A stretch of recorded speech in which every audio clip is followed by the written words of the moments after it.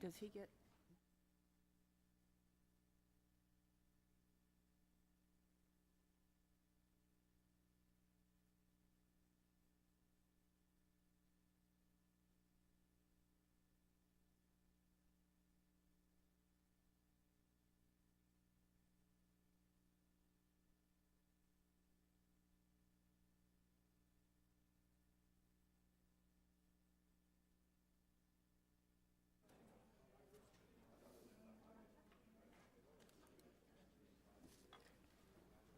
You see this little thing?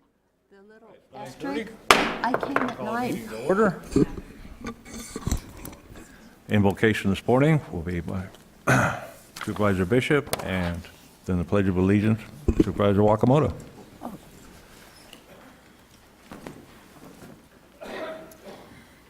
Heavenly Father, we come before you today to give you honor and praise. We thank you for our great country, and we ask your divine wisdom for all of our leaders here today. May we be given the wisdom and courage in the decisions that we make. We ask that you guide and direct our meetings so that it's full of productivity and respect for one another. We pray these things in your mighty name. Amen. Amen. I pledge allegiance to the flag of the United States of America and to the republic for which it stands, one nation under God, indivisible, with liberty and justice for all.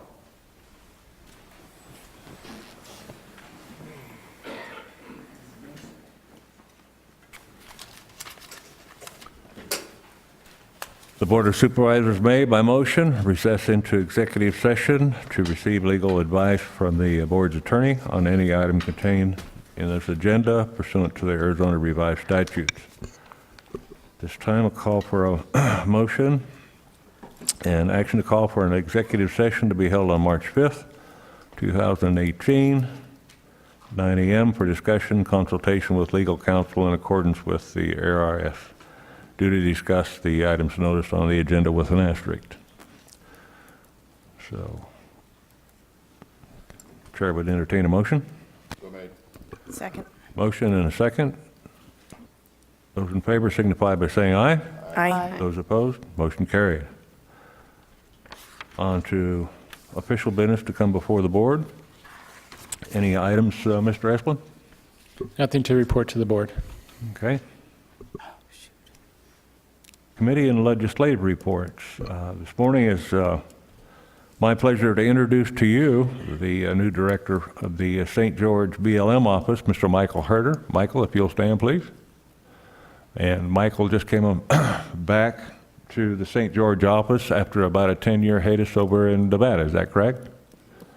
And with him this morning is John Sims, and he's the BLM deputy person up there in that entire area. I believe you have 3 other officers with you that do that job. Is that correct, John? Yes, sir. Thank you for coming down today, and enjoy as much of the meeting as you'd like. Thank you. Take care. All right. Supervisor Johnson, do you have any committee or legislative reports? No, Mr. Chair. The only thing I'd like to say is that we lost a great Mojave County supporter with the passing of Carl Fouché. I knew Carl since before he moved to Mojave County, and when he moved here, he immediately got involved in county business.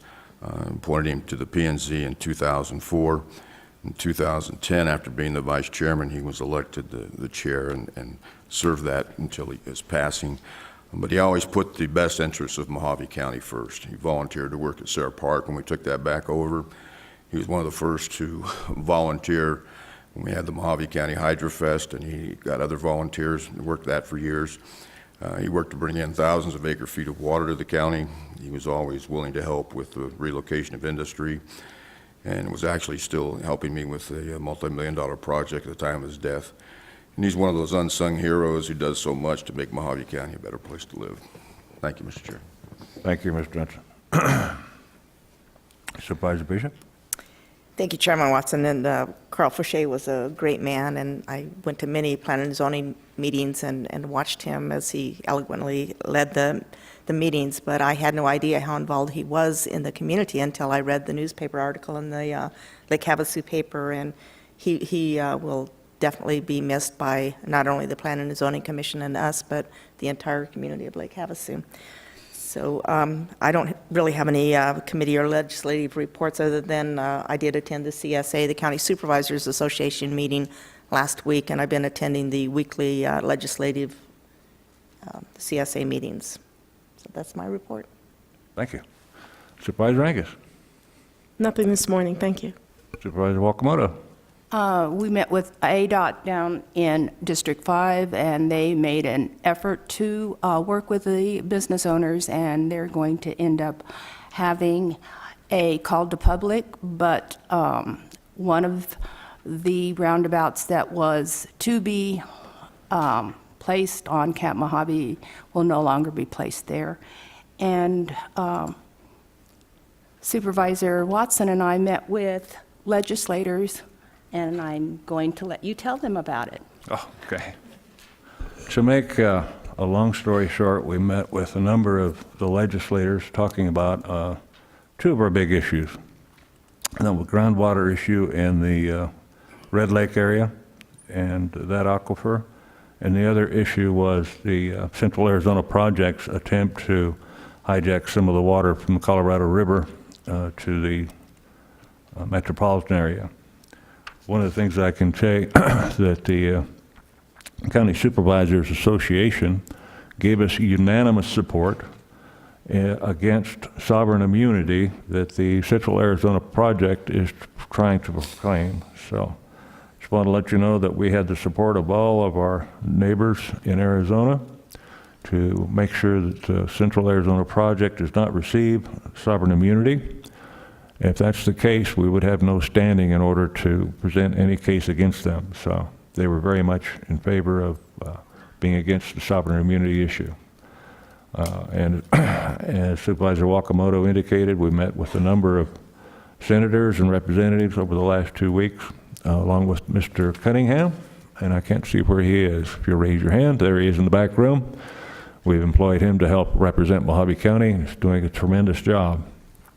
We've got a buy-in by a number of the local people, and we're excited to move forward with the water issues. All right, County Manager's report. I have no report today, Mr. Chairman. Thank you. Approval of the January 16, 2018 Board of Supervisors regular minutes and the January 26, 2018 special meeting minutes. Motion to approve both meetings. Motion to approve Second. and a second. Those in favor signify by saying aye. Aye. Those opposed, motion carried. Next item on our agenda is the call to the public. Those wishing to address the board at the call to the public regarding matters not on the board agenda must fill out and submit to the clerk a call to the public request to speak form. They are located in the back of the room, and it must be done prior to the meeting. Action taken as a result of the public comments will be limited to responding to criticism, referral to staff, or placing a matter on the future agenda. Comments are restricted to items not on the regular agenda, with the exception of the consent agenda, and must relate to matters within the jurisdiction of this board. I have 3 people signed up this morning that would like to speak to call the public. Mr. Rick Brandt. Brandt.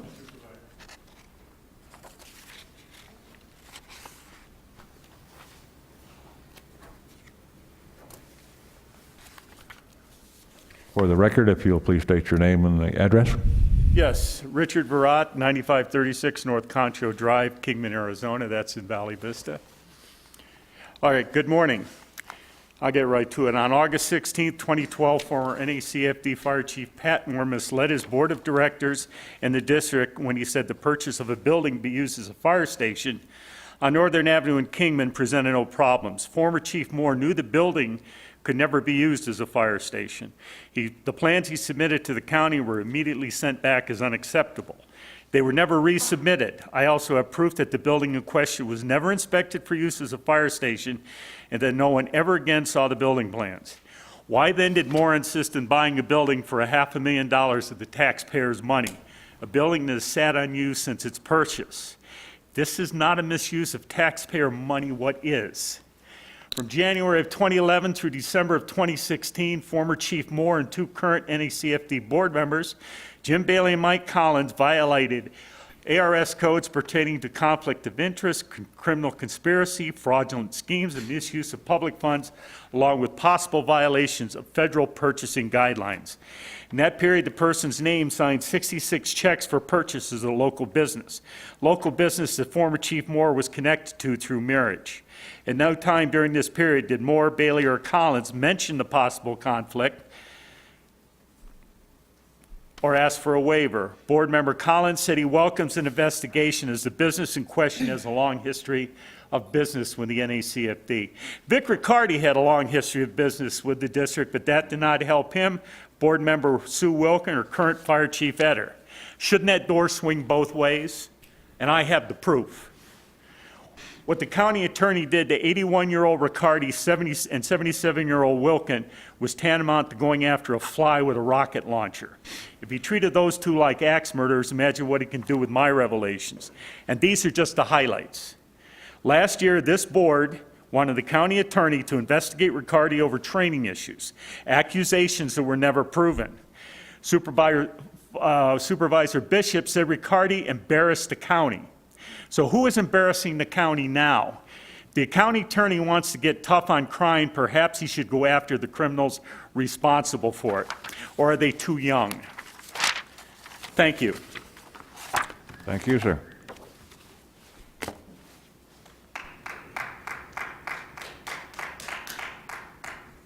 Arthur Garcia?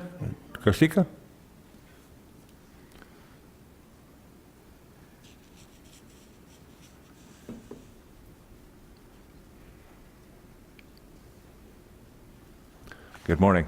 If you'll morning. please give your name and address for the record. My name is Arthur Garnica. I live at 3902 East Packard, Kingman, Arizona. I'm asking you guys to remove Jim Bailey and Mike Collins off of the board for the Northern Arizona Consolidated Fire District 1 because they're racist, they're disrespectful, they're using union firefighters to intimidate me, you know, staring me down, making little remarks to me. And it's Chris Simpson and Brian Grant, the two that mainly give me the problems. And then the union firefighters are running around saying that the county attorney and them are going to get Eric Berg put on the board. We don't want Eric Berg on the board. Jerry Lucero was the next one up to be for board.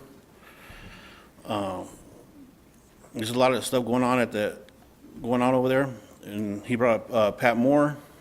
Pat Moore, the whole time he was the chief there, never fixed a vehicle. He never did training. There's a lot of OSHA violations and ISO violations. And I got some papers to pass out to you of my complaints because I get nervous up here. But I'm just asking if you guys would remove them from the board because they're not treating the public right. They disrespect me all the time. They disrespect me. I ask a question, they tell me, shut up, sit down. But I don't want to be racist, but a white man can yell and cuss at them and they don't say one word. But as soon as I ask a question on something they said, it's like, just, you know, shut up, sit down. Call me a fool. And I got it all right here and it's on, I got the meeting minutes showing it. And, you know, Gene Bishop praised Pat Moore like he did such a great job. What job did he do? He didn't do nothing. He didn't fix our vehicles. You know, we had a water tender that didn't work. And then Collins said, oh, well, when do we take it off? Asked the firefighter in the audience, and he goes, oh, 6 months ago. He goes, all right, thank you. But then the firefighter goes, but we knew a year prior to that the pump got hot and didn't work right. So that's putting the community's lives in danger, the firefighters' lives in danger if a vehicle's not working right. I got pictures on my phone when I was at a little function at the little 2600, and I noticed that one of the firefighters, the lever for the water pump has a like a bungee cord holding it. You know, that ain't right. Why didn't Pat Moore fix that? He hasn't put a bungee cord. But I'd like to pass this out to all of you guys so you guys can see what I'm talking about. And I would ask that Gene Bishop don't have no part of the voting of who goes into the board on our board for the fire department over there. And that's all I ask. Thank you. Thank you. if you have any items that you'd like to share with the board, if you'll give them to the clerk. How many do I need to pass out? 1, 2, 3, 4. I got extras. if you need. Yeah, that works. You're fine. I can put them in there as well. Thank you very much. You guys have a nice day. Thank you.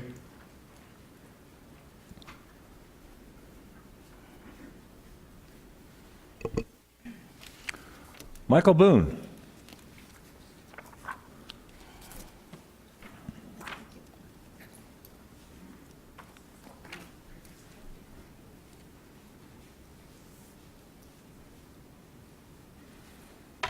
Michael Boone, 2210 Palo Verde North, Lake Havasu City. I come before you to ask a couple of basic questions. I don't think I'll get the answers, but I'll at least try. I'd like to know what role the Board of Supervisors plays in the County Council's determination on prosecution costs. I'm interested to find out how a private attorney was able to run up $250,000 in billable hours on a case, and there was no oversight, only to find out he claimed some kind of a conflict. I would have thought that a conflict would have been discovered a lot more sooner than $250,000 later. So that's my concern is the county council coming to you guys to ask if he can afford to prosecute a case? The next thing is item 31. Mr. Hendricks gave a quite little long speech about getting rid of employees and not filling them. I notice there's a new position there. Item 35, I notice there's 2 more new positions there. And since last time I was cut off, item 45, this zero-based budget, which I think is a good idea, but I think it's a little disingenuous to go to public development services. You guys approved a brand new position for a budget person over in Public Works. So why not use that position to test it with? According to her resume, she's supposed to be such a stellar individual. Why not hand the work over there instead of creating a small department to do it? Public Works spends a ton of money on vehicles and equipment. So why not start the zero-based budget with who spends the most? That would be my suggestion. Thank you. Thank you, Mr. Boone. Mr. Robinson, Stephen Robinson. I had decided I wasn't going to speak, but the first 2 gentlemen inspired me to speak. Steve Robinson, General Delivery, Golden Valley, Arizona. That's my current mailing address. Chairman Watson, supervisors and staff, I've been writing about and addressing this county board for over 6 years. I've challenged board members, department heads, and even staff, which is the right of any citizen. Hence, I've been subject to Alinskyite tactics such as slander, libel, criminal investigations, and even stalking by county officials. I've been told that I'm always wrong, I don't even know what I think I know, and other dishonest statements. Now, those actions are inappropriate and designed to intimidate and silence the public. It's an outrageous abuse of power, but to me, it just comes with the territory here in Mojave County. But the latest incident makes all that pale in comparison. I moved last year, and because I know how this county acts, I wouldn't give my new address for months when speaking before the board. Mr. Hendricks, you even asked the clerk of the board about the legality of not giving the correct address. I guess you wanted me arrested. On October 16th BOS meeting, I used an address of a friend whom I was helping rehabilitate her home while she was away and considered sharing it once it was fixed up. After the meeting, Supervisor Bishop admitted to checking out the address during the meeting, saying, "I'm glad you used your right address, Steve." The next day, she called the assessor's office and demanded, ordered, cajoled, encouraged them to investigate this woman's disability property tax exemption. She then called the Golden Valley Improvement District to check the status of the woman's water bill. She'd had the water turned off in July while out of town because there was a leak and it was raising $30, $40, $50 a month bill instead of the minimum $15. And by the way, she is a resident of the county and is a voting member and is back in the county. But talk about an invasion of privacy. You can't go to Unisource and get that information on a private citizen. The last thing anyone expects is for county officials to abuse and violate a private citizen's civil rights simply because their friend is outspoken. Such actions make one unfit for public office. And there are many, many other such examples in Mojave County. It's time for it to stop. State statute does not require a person give their residence address, just their name be in the minutes. Bullhead City only requires their name and city. Maybe it's time for other Attorney General investigations. One unfortunately got removed from the county of just this past weekend, unfortunately, about some of the actions by animal control. Thank you very much.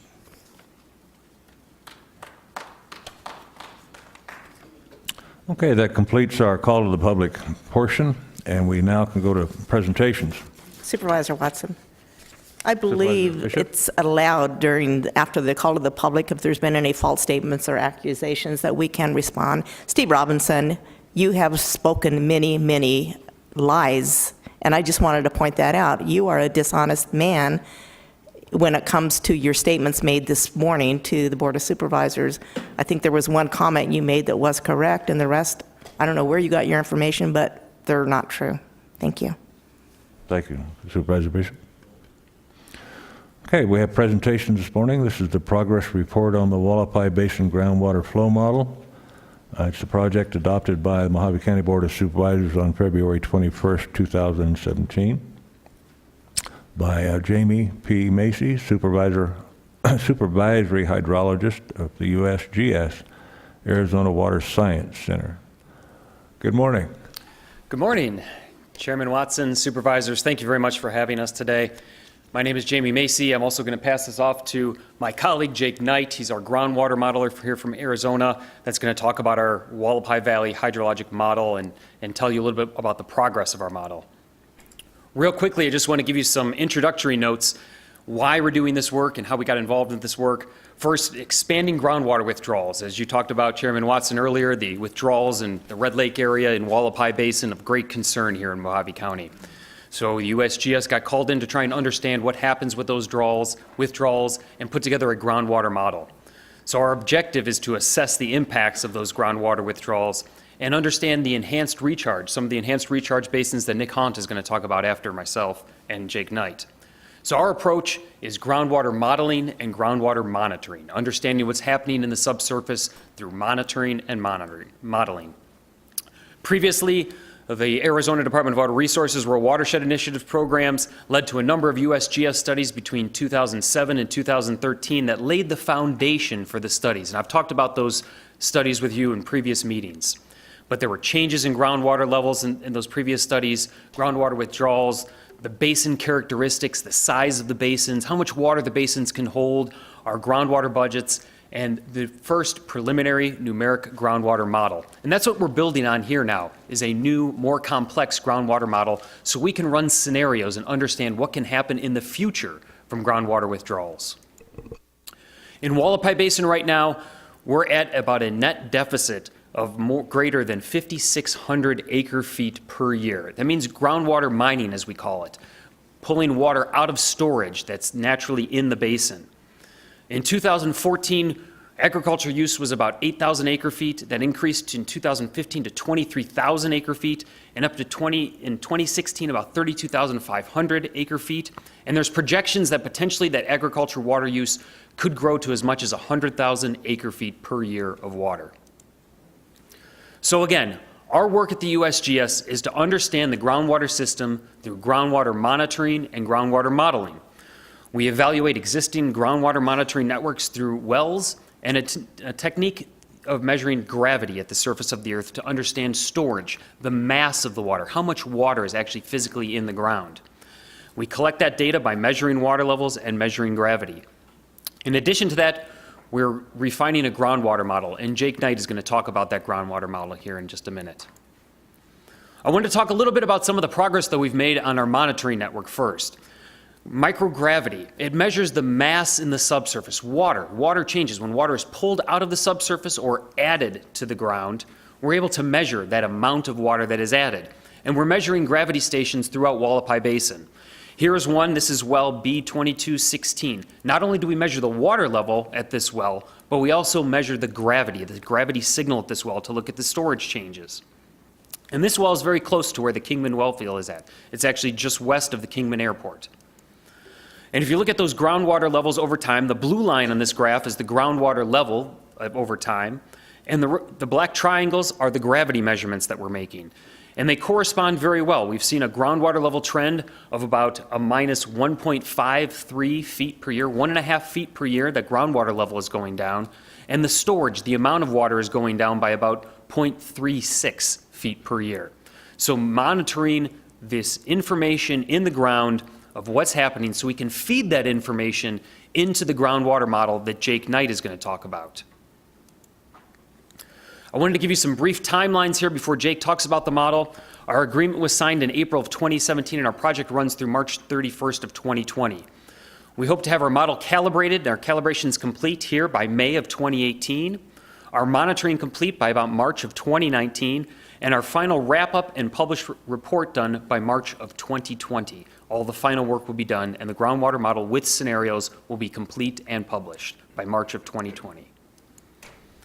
Now I'd like to hand it over to Jake Knight, who's going to talk about the groundwater model and give some progress on the model itself and some of the extraordinary work that he's been doing and complex work that he's been doing on the model.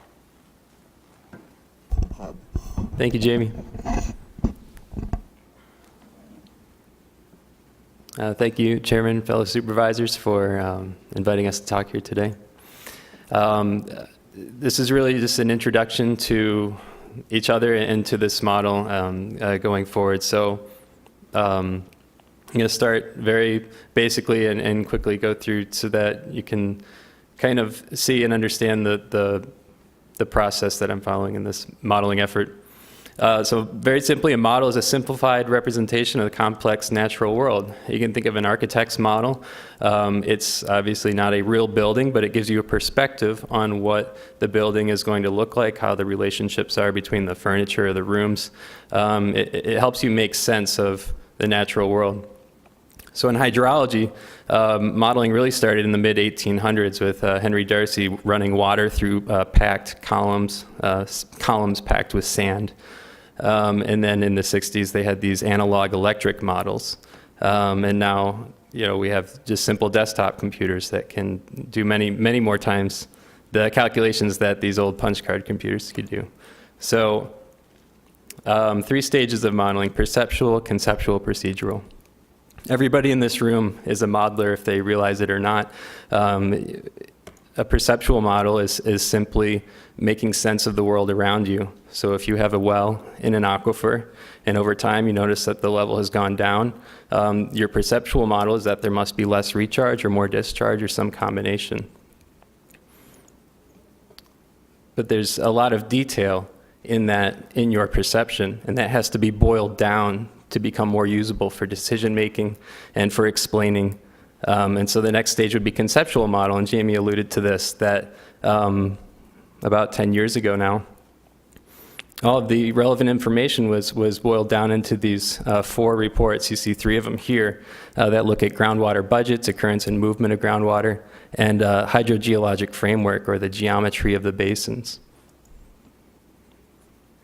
They culminated in this report funded by the county and by ADWR on the preliminary numerical model.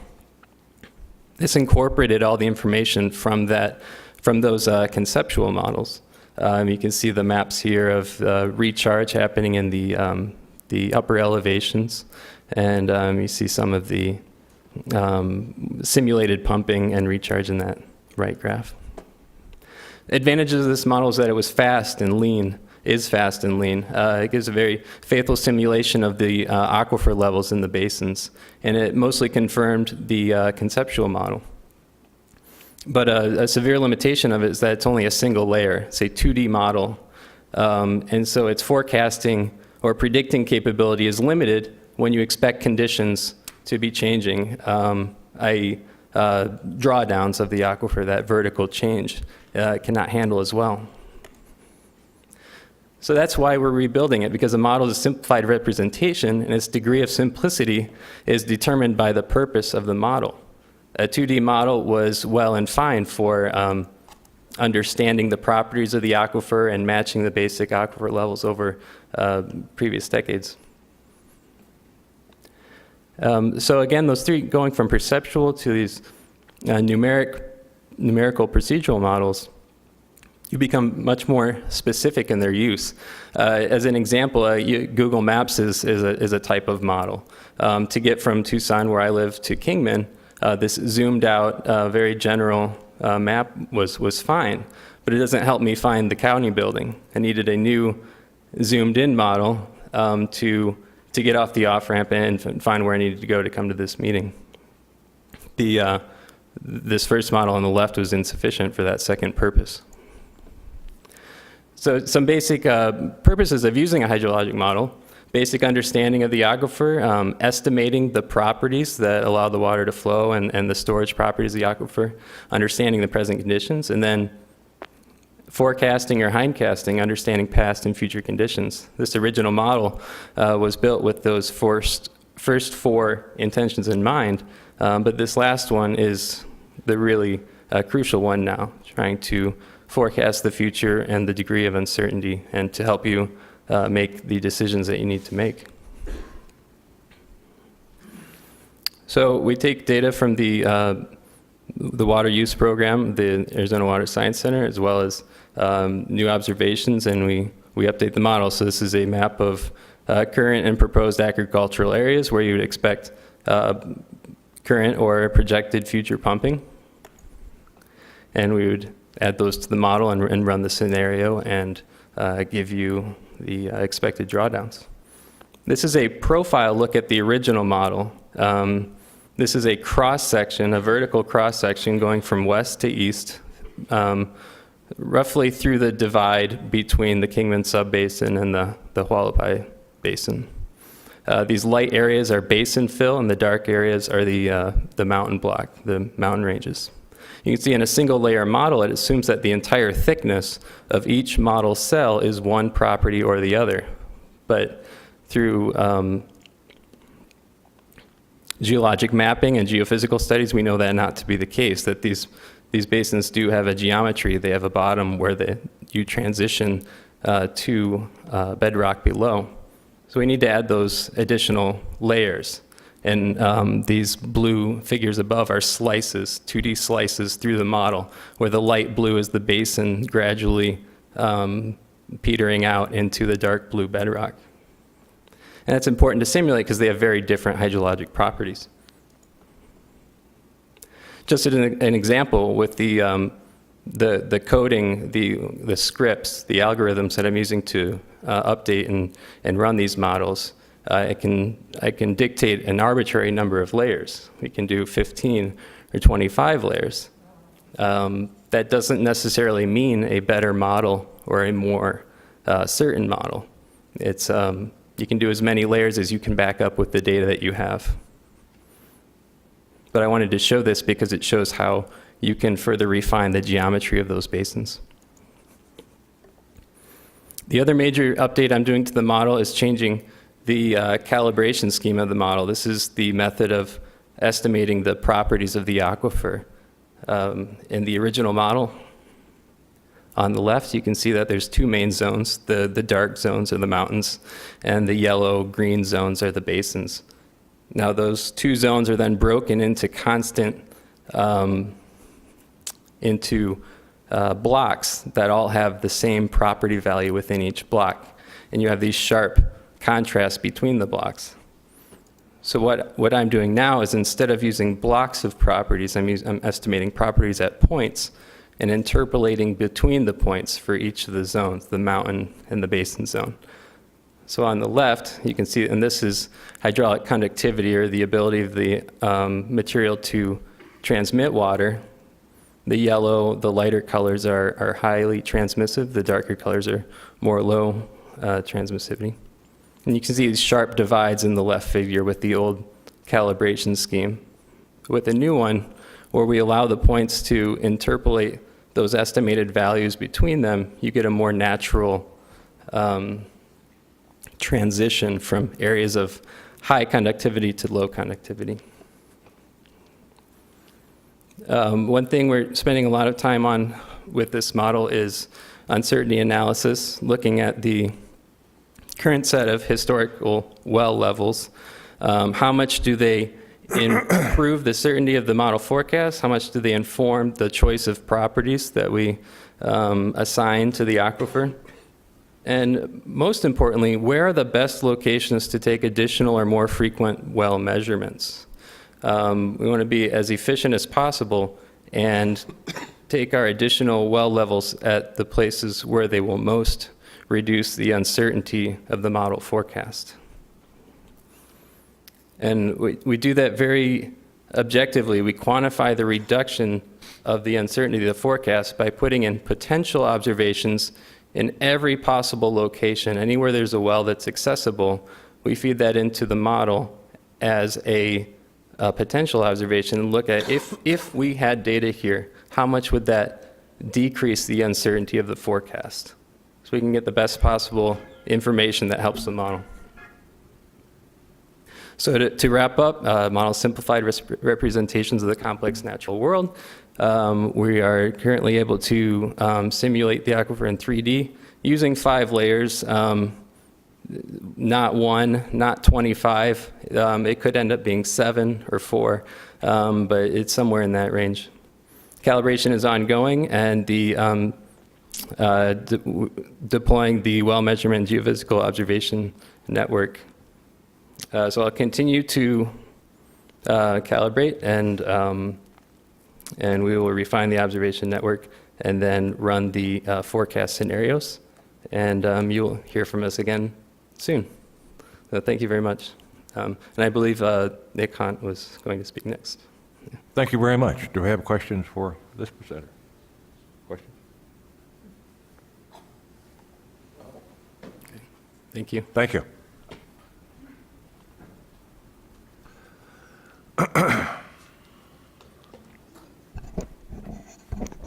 Morning, Mr. Hunt. Good morning, Mr. Chairman, supervisors, ladies and gentlemen. We appreciate the opportunity giving you an update. And I like to kind of build on what the USGS presented here today and see where can we take this model and what can we do with it. So that's my presentation, and I try to do it as fast as I can, not to repeat too much. I start out, these are the aquifers, the 3 major aquifers that came out of the USGS study that was published in 2011. By the way, all the groundwater studies done by the USGS, done by the county and outside consultants and volunteers like Louis Vega and ADWR, they are all on the county webpage. So anybody interested in seeing those can make copies and look at it more. So these are the aquifers. Of course, you see the Wallapai, the Sacramento, and the detrital. And we're focusing on the Wallapai right now. Just one thing I want to point out. You see the depth of water in the aquifer. In the Wallapai aquifer, it goes down to 10,000 feet or deeper. But there's good indication there that only the upper about 1,500 feet of water is good drinkable water. Below that, it becomes salty or brine water.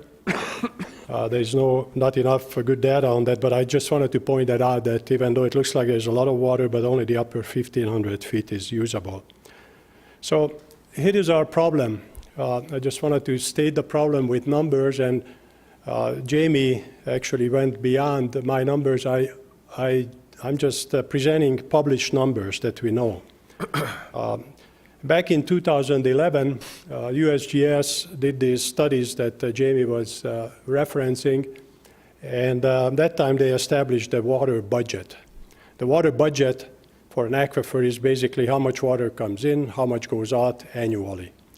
So back in 2011, we were in a deficit. Basically, the inflow, that recharge, was about 9,900 acre-feet. This is according to USGS.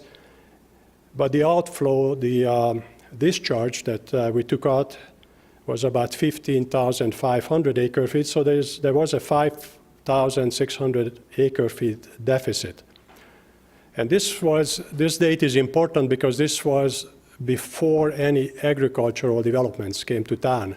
And they're not doing anything illegal. It's completely legal to pump water, so I just wanted to point that out. But they taking out quite a bit of water. So we got concerned, and back in 2016, ADWR did some studies, and at the county's request, the governor had an initiative, and so they looked at our changed water conditions, and they came up with this very conservative number. I think it's very conservative, that there was an additional 32,000 acre feet of water that goes annually to agriculture. So that would increase the deficit to 37,600 annually. Now, this is a conservative number. Jamie mentioned higher numbers, and they are ahead of ADWR. Again, it's a 2016 number, and that's probably around 50,000 or so. I think that's what I heard him mention, but it could go up to 100,000 or more based on what the farmers told us how much water they're going to take out. So don't want to spend too much time on the geology and hydrogeology, but just to understand the Wallapai aquifer, most everybody knows that, but just to recap it, that it's a alluvial-filled, unconfined aquifer that basically the bedrock is the bottom of the bowl, and it's faulted and fractured. It holds some water, but most of the water is in the alluvium, in the sediments. And the sediments are variable. Sand and gravel hold a lot more water than silt and clay. And like Jamie mentioned, the recharge happens only at the higher elevations. There is no recharge at the center, low-lying area of the aquifer, because there is clay. There's thick clay layers there, so nothing goes down. It just evaporates. And just a couple of things I wanted to point out, that most of the water in our groundwater basin is lost to evaporation. And again, when it runs out to the middle of the aquifer, to Red Lake, say, well, it will find its way to the aquifer. No, it won't. By that time, it just evaporates. Nothing goes down, not a drop.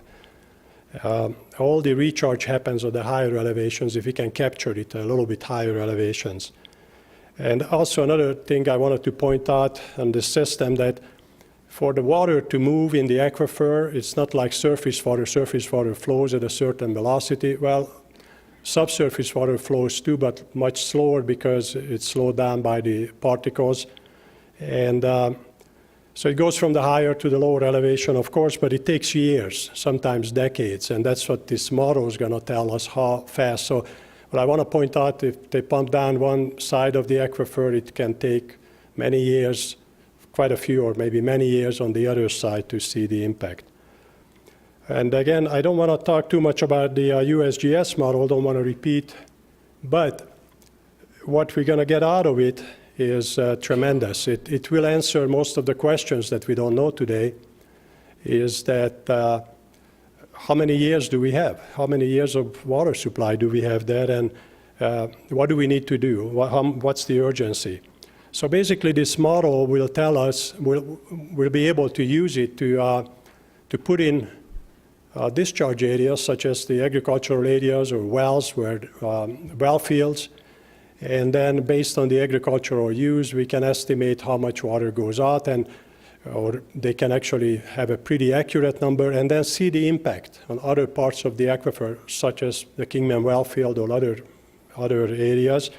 And more importantly for me as an engineer, we can plug in also, if we do enhanced infiltration certain areas, what's going to be the impact of that? And how many years will it take before it gets done?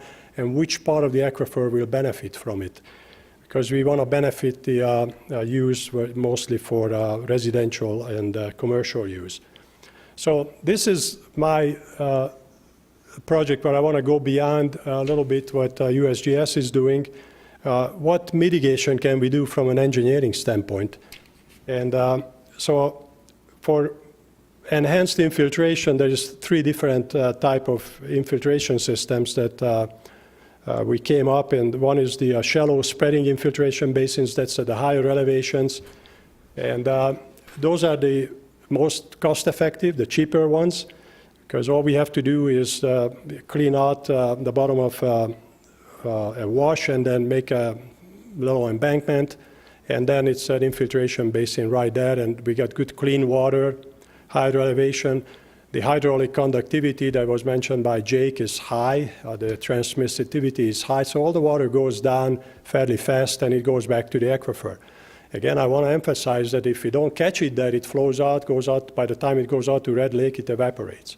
So catching there is the best point. And the second one is when we get down lower elevations, we have to go deeper. I call it deeper infiltration basins, where we may have to dig down and throw down some gravel at the bottom. So we cut through some impermeable, watertight clay layers and find a good hydraulic conductivity. And I'm going to show some examples on that. And the third one is the injection wells. Those are the most expensive. We're talking about $1 million probably per well. This is when you go down at the low portion of the valley and you have to drill through probably hundreds of feet of clay layers, such as Red Lake. And a good example would be Mojave Wash. Why can't we just recharge Mojave Wash? Well, we went out there, actually tried to drill, and there is just nothing but clay. And we would have to get through that clay to get the water down to the aquifer. So this is what we have been doing in the past years, and I'm working with Flood Control District. I want to give them all the credit. They're giving tremendous engineering help. And we locate major washes and then find suitable properties, looking at basically properties that come free, private donations, BLM, low-cost properties, and county and city right-of-ways. And then, of course, we have to check the surface water right allocations and waters, the United States allocations. And then we assess the stormwater flow quantities and the geotechnical properties. And so before we decide to go any further with any basin and see if it's feasible. And then if it looks feasible, then we do some, and I will show you some examples. We do some engineering work. Again, comply with the surface water right allocations and waters of the U.S. And I want to point that out. For the Wallapai Basin is very favorable because we can argue that the Wallapai Basin is not, the waters there are not the waters of the United States. So the federal government should not have any jurisdiction because it's a closed basin. It doesn't drain into the Colorado River directly. And also, we didn't find surface water allocations. But we have to check for every single site. So then we establish the engineering properties, the flow quantities, calculate how much water can we retain, look at the soil conditions, site geometry, come up with conceptual design, and then do a cost-benefit analysis, and then we put it on the shelf. And I'm going to show you some examples, and we're waiting for funding. So on the funding issue, we, of course, the Flood Control District is taking the lead on that. Shannon and Tim, they are going after a grant that could produce probably millions of dollars, so we could do these projects. But it's my joke that I told this board many times that I'm an engineer and we can solve the problems if we get enough funding for the projects. But I'm going to show some projects, and some of them are done, some of them were funded, but most of them are not. So these are projects just to show what can be done. And a lot of people ask me and said, you're dreaming, it can be done. But so here is a project that actually we have done. It was done in South Mojave Valley, Quail Run subdivision. And this is not for recharging the aquifer, but it's recharging the water into the aquifer, so it's exactly the same project. It was for flood control purposes. The Flood Control District did it back in I think 2007, we had a major flood out there, and then the subdivision was developed back in the 70s, 60s, 70s, where there were no regulations. It's flat like a pancake, and there's a clay layer on the surface, so it doesn't drain. And now, it was before any regulations, and no county regulations were applied for the subdivision development. But then they started building on it. Now it's built out, and then it rained a lot in 2007, so what happened then, water was just standing there in the streets, 1 foot 18 inches, and got into the garages, into the houses, and then it didn't go anywhere. And it just was standing there. And what can we do about it? People came, complained to the board. It wasn't the county's fault, and the county didn't have any obligation to do anything, but the board decided to do the best we can. So we came up with this idea, this infiltration basin. So basically the way we solved their problem at that time, we begged the Indian nation. They had a sewer system, and they pulled the plug on the sewer, and it went down in the sewer system, so the water went down and people could go home. Well, that's the same idea that we went out, did some geotech work, and we found that underneath the clay layer, there's a sand layer. If we puncture through, then the water will go down. So we made a permanent drain, basically punctured through. It's a rapid infiltration basin. Dug a hole, filled it up with gravel. It was that simple. It cost probably $200,000 or $300,000, and it's been functioning great. This is the same system. We have another flood control issue out in Valley Vista.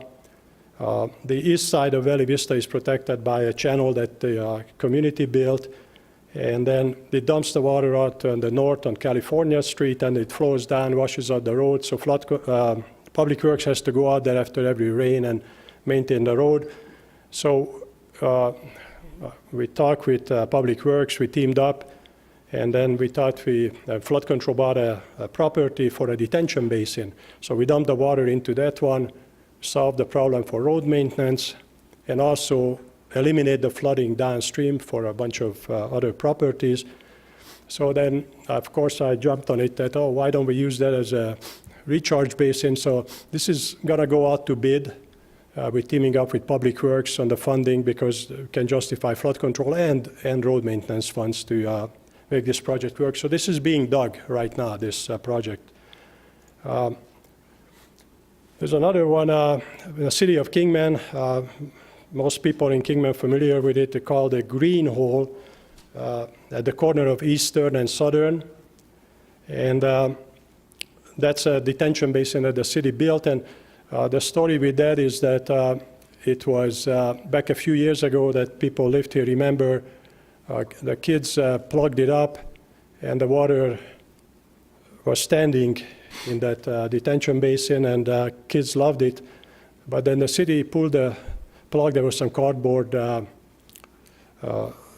laid over the outlet, and then water went down, and it flooded the streets below and flooded Bank Street and everything else. So it's a flood control issue. But I thought, why don't we put a permanent drain in there, and instead of flooding the streets, we dig down, drain the water back to the aquifer. It helps flood control, helps the city, helps the county down on Bank Street, and all that water goes back to the aquifer, so it goes back to that water budget that we talked about earlier. The design is done on this one. I'm going to talk with the city and see if I can find some funding for actually building it. Another project just came up. The city is talking about 2 freeway interchanges. So they came to us at flood control, and they said the Rattlesnake Wash interchange, this Rattlesnake Wash carries a lot of water. What's going to be the flood control requirements? So I saw an opportunity there. There's really good draining soils. It's a little higher elevation still. It would drain very well. And we thought that we can solve the flood control problems. So there's Rattlesnake Wash actually crosses the future Mojave Drive that goes to the airport, so they would need a bridge there. And plus, Rattlesnake Wash floods Junior High below and then comes over and Diagonal Channel and floods a bunch of other areas. If we can put some detention basins, that would be probably the most cost effective. So we looked at it I did some feasibility calculations, haven't done anything with it, but if the project goes, and if it goes for the city, then that would be a good part of it, and that would be probably save some money, and we could also recharge the water back to the aquifer. It would really help the groundwater supply for Kingman. So this is a good example. I just wanted to show, we looked at several detention basin locations, and A, B, C on this map is on BLM land. Those are the cheapest ones. We can get the properties very reasonable, and we talked about it. Supervisor Johnson brought it up, that why we go after BLM land and capture it and then help the flood control issues, but also put the water back into the aquifer here. And this would be very easy at the ABC locations, just clean out the washes. I went out, looked at it, it will drain really good. Just make an embankment. Now the other two, the basins are on private property. The one, Basin E, the property owner already said he would give it to us free because then we could take his property out of the floodplain, and he could make a nice, a park there. The D, we haven't talked with the property owners, but these are options. We're going to give it to the city, and if they decide to go with that detention basin, these would solve their flood control problem and plus help our the recharge, and these tables just show how much water we can capture there. And then little projects up in the Peacock Mountains, property owners came to us that they would give us property free, so we went up and looked at those properties on the red dots. There are little basins there already. All we'd have to do, clean out and keep it clean, and then maybe raise the embankment a little bit. On the right-hand side, you can see the watershed. That's what we do with flood control, calculate the amount of water that generated from the precipitation, and then we calculate how much can we put back in the aquifer. We go in after the 10-year storm, so that's a probability, 10% probability of we can get annually, and that's probably a good amount that we think we can recharge. So this we do. We have about 4 of them. The property owners already gave us the lease, and then you will see we'll come to the board and ask them to actually do these. And these are very cost-effective little projects and on private property. Again, same thing. East of the Kingman Airport, if you can see the map, Jim Rhodes, to my knowledge, went bankrupt, and another owner picked up that property, and we met with him with 2 supervisors, and I asked, if he would be willing to give us the washes, the unusable washes in that property. So went out and looked at it, and those are very favorable, good sandy conditions, could recharge really fast.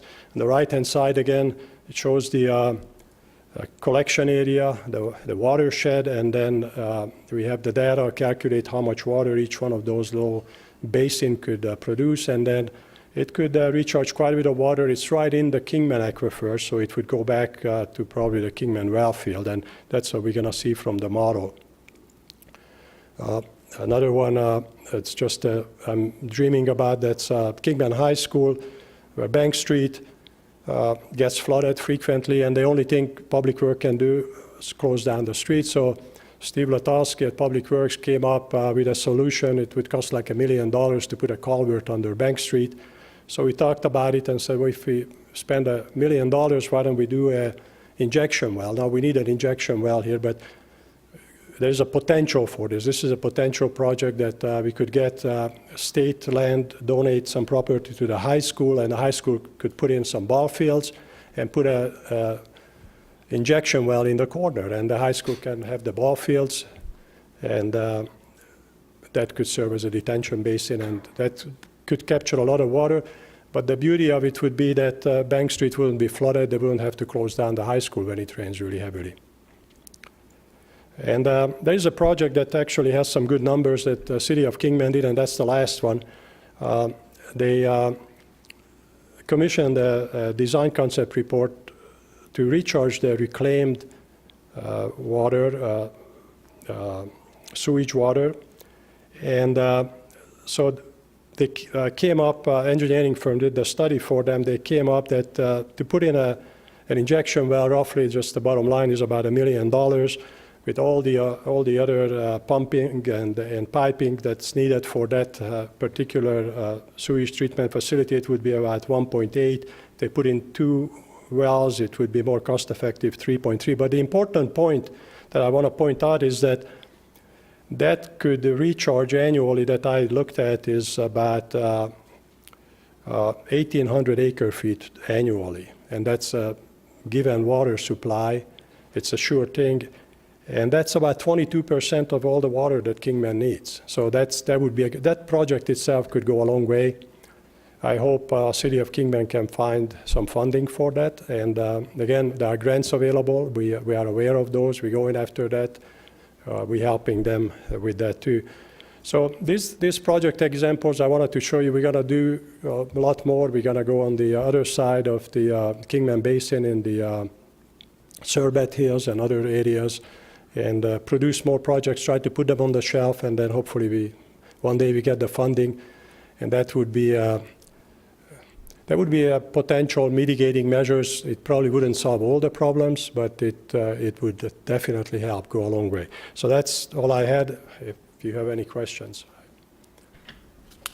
Supervisor Johnson. Thank you, Mr. Chairman. Did I hear you right that the 2 injection wells, if they were put in, would only recharge 1,800 acre-feet? That's right, yes.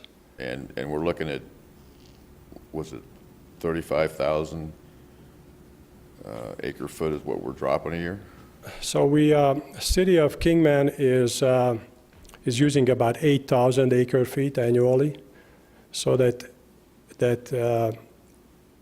1,800, yeah, that's what we would get with just the Kingman sewage treated water recharged. Now, if we add all the other projects to it, that's what I mean, that we could make a big impact. I guess, obviously probably just a guess on your part, but what would be the maximum number that we can possibly recharge? I know it depends upon rain and everything else, but do we have a number that we say, yeah, we can capture 20,000 acre-foot a year? Or? Yeah, it's a very good question. I don't think we can get 20,000 acre-feet a year. What I said, that based on the calculations I've done, if we capture most of it, we can definitely do about 4,000 acre-feet, and that's about half of the water that City of Kingman needs. I hate to put the exact numbers on it, but because we can always do more, and then so that's my joke that I hate to say, but yeah, I'm an engineer. I can solve your problem. Just a question of money. We can certainly do more, but with reasonable recharging the water around the hills and with the looking at the precipitation and then what we can capture, I would say, conservatively say, we can probably get about half the water for the City of Kingman. We've been arguing over this since I've been in office with the mining of water, and basically before the wells went in, or before the agriculture went in, the drop was basically due to the City of Kingman, correct? They were doing the most pumping from the aquifer. That's right. In the Kingman Basin, City of Kingman is the biggest water user, yeah.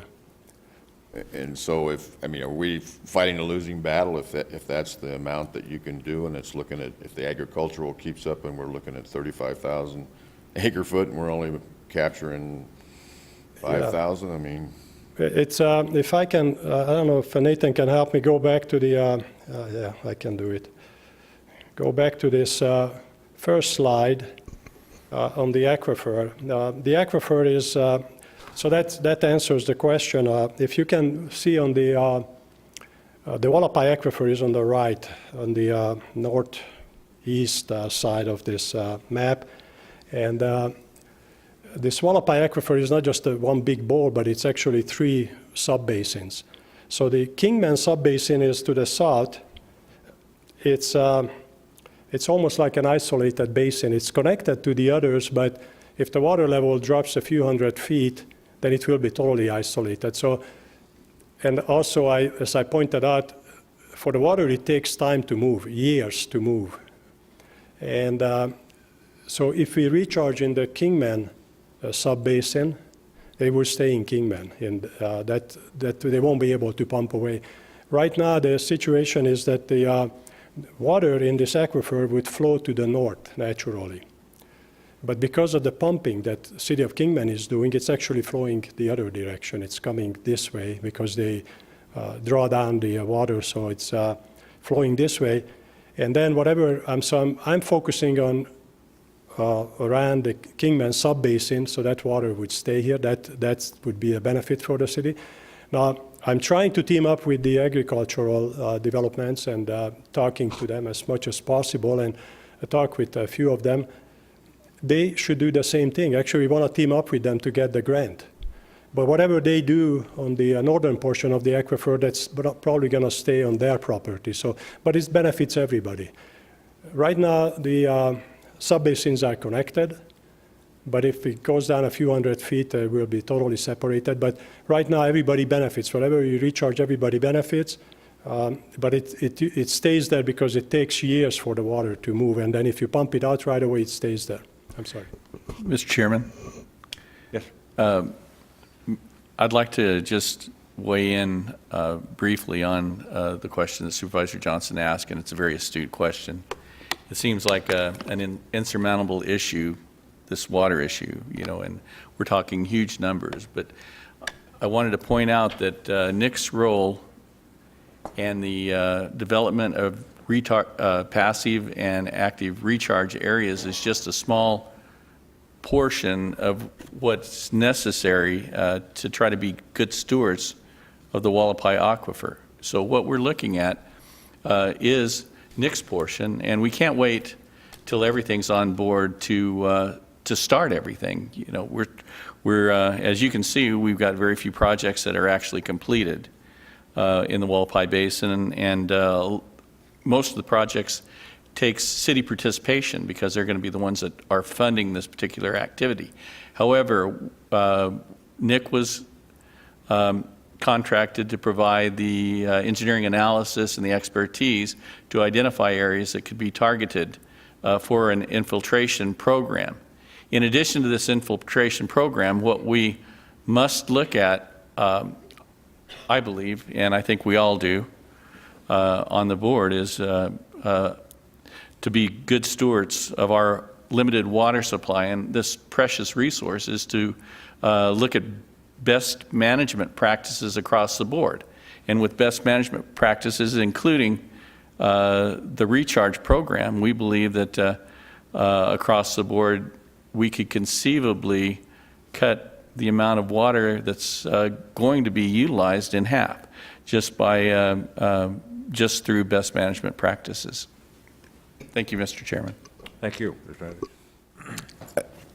And Nick, I guess going on that, I think we're going to have to get a bigger buy-in from the city, because it's obviously their water that we're looking at besides our farmers and those people out there. And I think you've explained it about how slow water travels, but I don't think that people really get that, because there's a lot of people that they go through the underground rivers with their scuba gear and stuff, and they do a lot of testing of the water, and while you would think you can't tell where the water came from, I was just reading a survey the other day where they had the isotopes or whatever in there, showed the radiation from the tests in Nevada. So it's taken, what's that, 50 years for that water to just travel a short distance, so it takes a long time for that water to move. That's the only question to that, Mr. Chairman. That's exactly, and Supervisor Johnson, that's what the USGS study and model will tell us. That's the best model available in the world right now, what they're doing, and that will tell us exactly that. Will answer those questions. That's what I'm anxious to wait, and what I'm hoping, they have a time frame, but hopefully in about a year we're going to start to get some good numbers, and then we can see those. That's all I have, Mr. Chairman. Thank you. Supervisor Bishop? This is so frustrating to find out a few years ago that the county didn't have a lot of control over our own destiny with our water and our aquifers, but it's been a learning process for me, and I am really excited that we're doing some self-help with these recharge basins and wells, and I know of at least one farmer that is doing the same thing. Mr. Barbarish out in the Meadview area, he has a nut farm, and he's developed a retention basin. So I think we're going in the right direction, and if we can get some of the other agriculture farmers to get on board and help us recharge, that things won't be as bad as what we initially thought. Thank you. Thank you, Supervisor Bishop. Supervisor Angus, questions? No questions, but thank you for that very involved presentation. It's always good to see that. Thank you. Thank you. Supervisor Wakamoto. Water is so precious to us at every level, and it's good that we are being proactive in what we can do to be good stewards of water. Thank you for all that you've done. Nick, thank you very much. Great presentation. And as I'm learning that we're getting more buy-in from private property owners, it's just great to see everybody starting to get excited and involved. So without you and Mr. Hendricks and Mojave County getting involved, we would have been at our own avail for those resources. So it's great to be involved, and thank you. You're doing a great job. Thank you very much. So may I add something? Certainly. I'm sorry. But Supervisor Bishop brought up a good point, and we are working with the farmers and making contact with them, and they're listening. They're changing their irrigation methods as we speak, and I know you're taking a lead on that. And also they offering, at least some of them offering properties, and they're doing on their own. So that's going to make a large impact. That's what we're hoping, that they understand the same program. We're going to share all the data with them. In fact, we want to apply for the grant with them. That's the best way to get it. Thank you very much. And thank you, Nick. It's a great presentation. Thank you.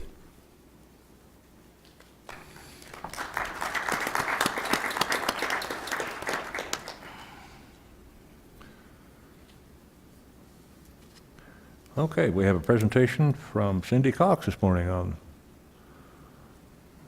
the tax sale. I'm really short. Good morning, Chairman, Supervisors, and staff. We are here for our second installment of the presentation of the tax deed sale, and then ask the things that we are ready to move forward on. I have Julia Dollarhide and Luke Mornian from my office. They're going to be presenting to you, and any questions that you have afterwards, I'll be available for answers. Thank you. Thank you. Good morning, Ms. Dollarhide. Good morning, Supervisors. Thank you very much for this time today. We presented to you last month and said that we would come back with a follow-up. So today we're going to do a very quick recap on our January presentation. We're going to have target dates and timelines for the tax deed process for you, some filtering steps that we did in taking a look at our list of parcels that are available, the comparative analysis on the parcels, and some suggested amendments in order to help us get moving forward in this process.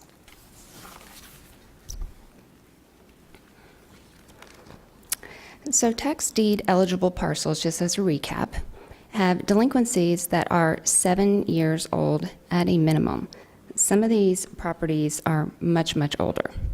The parcels received no bid during the tax lien sale, so a lien was assigned to the state. We have not received money to pay the tax charges. Right now we have less than a 2% historical collection rate on these parcels and older ones. The delinquent amounts on these parcels in particular are the equivalent of what we would consider uncollectible bad debt. At some point in time, businesses draw a line in the sand for delinquent accounts when they recognize that they aren't going to receive a payment.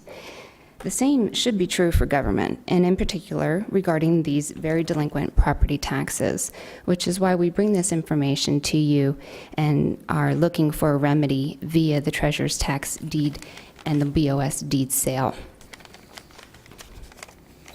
Our delinquency statistics, there are approximately 15,000 parcels at this point in time eligible for the tax deed. The parcels became eligible as of this month, 2018. The grand total owing on these 15,000 parcels is roughly $39 million worth of bad debt. That includes the 2017 tax roll. That includes 16% state interest that is charged, which is a state statute when it is a tax lien assigned to the state over these many years. The consequence of this delinquency rate for us is unsustainable. Right now, we're averaging 2,000 new parcels we're adding to this severely delinquent list each year. And as we told you at the last meeting, we are projected to hit 23,000 of these severely delinquent parcels by 2022. Historically, as we pointed out in the other meeting, we typically saw 2,300 severely delinquent parcels. So we do have a growing issue. The owners have had at least 7 years to bring these accounts current. A consequence of not becoming current through the statutes and the tax deed process is loss of ownership of the parcel. The owners have received ample reminders and opportunities to pay on these parcels. They always receive a statement each year for the new tax roll that is issued. We are required by statute to send a delinquency notice, and we do so in June. And then we also send the notice for the tax lien sale in December, telling them they're still delinquent and they're going to go to the sale. Plus, we also post a notice in the newspaper as required by law. Now, the owners have had a long time to try and bring the account current. They still have one more time to try and bring the account current in this process when they receive the 90-day notice. So it's not final until after the 90 days is up. And 7 years, by the way, is not really a bad amount of time. There are other states that have 3 and 4 years until they start talking about taking away ownership of the parcel, like Michigan and Utah. So our administrative costs are continuing to increase and increase rapidly. We have an average annual spend of $40,000 on our delinquent parcels. And the $40,000 cost truly is postage and advertising in the newspaper. That's not even our paper and our rendering process for that. If we included that, it would be much, much higher, close to triple that dollar amount. All these parcels have at least 5 years of administrative costs spending on them. And the rising delinquency volume means we keep increasing that cost. We have unrecoverable, what we call sunk costs, represented in decades of expenses on some of these parcels, and it continues to accumulate. So our issue is the consequence of delinquency is unsustainable. Other Arizona counties, as evidenced by a meeting that the treasurer and several representatives from the office attended in Phoenix back in May, is that the other Arizona counties average less than 1% delinquency by their own admission during that meeting. In Mojave County right now, the real property accounts, not including personal property and others, real property accounts account for 13% of our delinquency. And the accounts eligible for this deed process right now is 6% and rising each year. Now, we've already stated that the state requires us to spend money on these delinquent parcels, and it's across the board. It doesn't matter what their value is, by the assessor's full cash value or what we calculate as their annual tax due. All delinquent parcels incur the same administrative costs. And we have a lot of parcels that have very low tax bill amounts. There's over 100,000 parcels on the 2016 and 2017 tax roll that bill less than $100 a year. So we have lots of parcels out there, and it doesn't matter. They still incur these great costs of a minimum of $40,000 a year. We really need to do something about it. Our resolution is to decrease the delinquency volume, bring it back to our normal sustainable levels by enforcing the statutes, resume the tax deed activities, restore the statutory consequence of non-payment, which is the loss of ownership of the parcel, so that we can move it over into someone else's private ownership so that they can start paying taxes on the property, maybe develop it, increase the tax rolls. Taking these steps will motivate owners to pay their property taxes, and it will help us decrease the administrative costs that we are incurring. And we really do need to put the teeth back into the enforcement of this. If we never foreclose the parcels, what reason is there for anyone to pay their property taxes? They will think they can keep living there and not pay, and nothing's ever going to happen to them. We need to reinstate the Board of Supervisor deed sale. We need to sell the tax deeded parcels. It gives us immediate revenue. Yes, the lien is in the name of the state. Yes, we put the deed in the name of the state. However, the county receives all the revenue. And like I said, we return the parcels to the active tax roll and gain future revenue. And the county very much needs the revenue. We're going to talk about the target dates and timelines.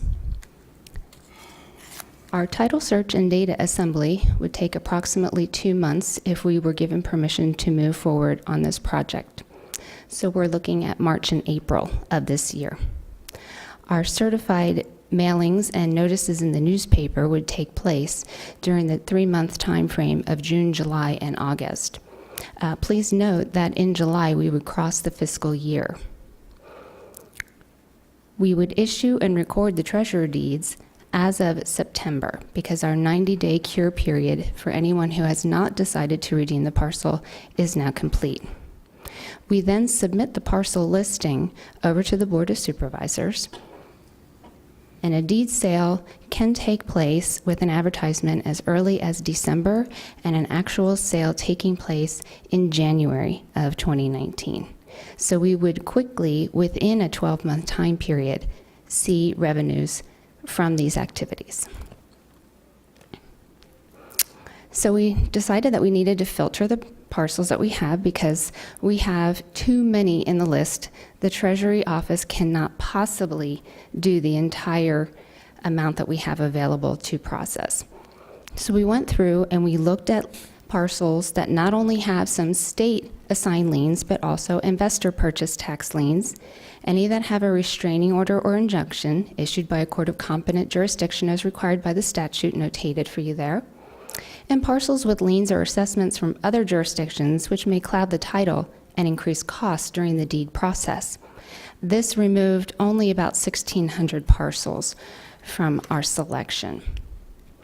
So our filtering process and why we did those selections is to achieve a manageable volume of parcels, minimize our deed costs, provide geographic diversity in what we're taking to be deeded and then sell, and ensure that the value of the parcel, meaning the assessor's full cash value, is sufficient enough to recover our deeded costs. At this time, I'm going to hand the presentation over to Luke Mornian, and I'd also very much like to thank Pioneer Title, who greatly helped us in our data gathering and putting together the information for you today. Thank you, Julia. So these next few slides, all the data that you're going to see is based on the 731 parcels that we selected kind of for the first pass of what our office could handle for processing this first year. So these are spread across all 5 supervisor districts, and bear in mind that as we were looking for parcels, we were looking for ways that we could reduce the cost, and that would be eliminating or reducing posting fees, title search fees, and the certified mailing fees. District 1, we had 423 parcels up in Valley Vista. District 2, we have 57, and those are across 3 separate subdivisions. District 3, was 35 parcels. District 4 is 137, and District 5 is 79. So in total, we have 731 parcels. There's just kind of a summary. You can see it's spread out across the county, and again, in all 5 supervisor districts. Now, when we're looking for where we can reduce costs, last month, we told you we estimated $350 per parcel, and here's the breakdown on this slide. Some of those are variable costs, and that's where we chose to look to try and bring the total cost down. So posting fees, certified mail, and title search fees. Through our selection process, we were actually able to eliminate almost 100% of the posting fees, bringing it down from $101,000 to under $1,000. The title search fees, thanks to agreement on a bulk rate with Pioneer Title, we were able to reduce from $55,000 to about $6,000. And then by combining the certified mailings for parcel owners who own 100 or more parcels, we were able to knock a few $1,000s off of the total certified mail costs. So what this does is it brings our average cost per parcel to deed down from $350 to about $140 a parcel. It's a 60% decrease. And you should bear in mind that we still have some significant cost savings that may develop with the certified mailings. That's based on the number of interested parties, basically parties with a legal interest that come back from the title search. We left that at 7 parties per parcel. In all likelihood, it would be more realistically an average of 2 to 3, which means we'd probably be saving about another $30 per parcel.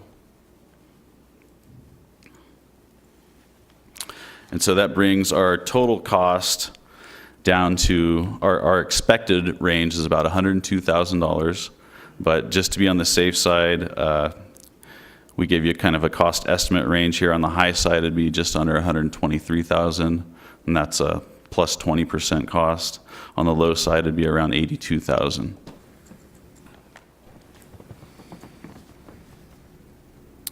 Now again, to define a successful tax deed sale, we define a successful sale as breaking even on a per parcel basis. Basically, we need to recover the deed costs.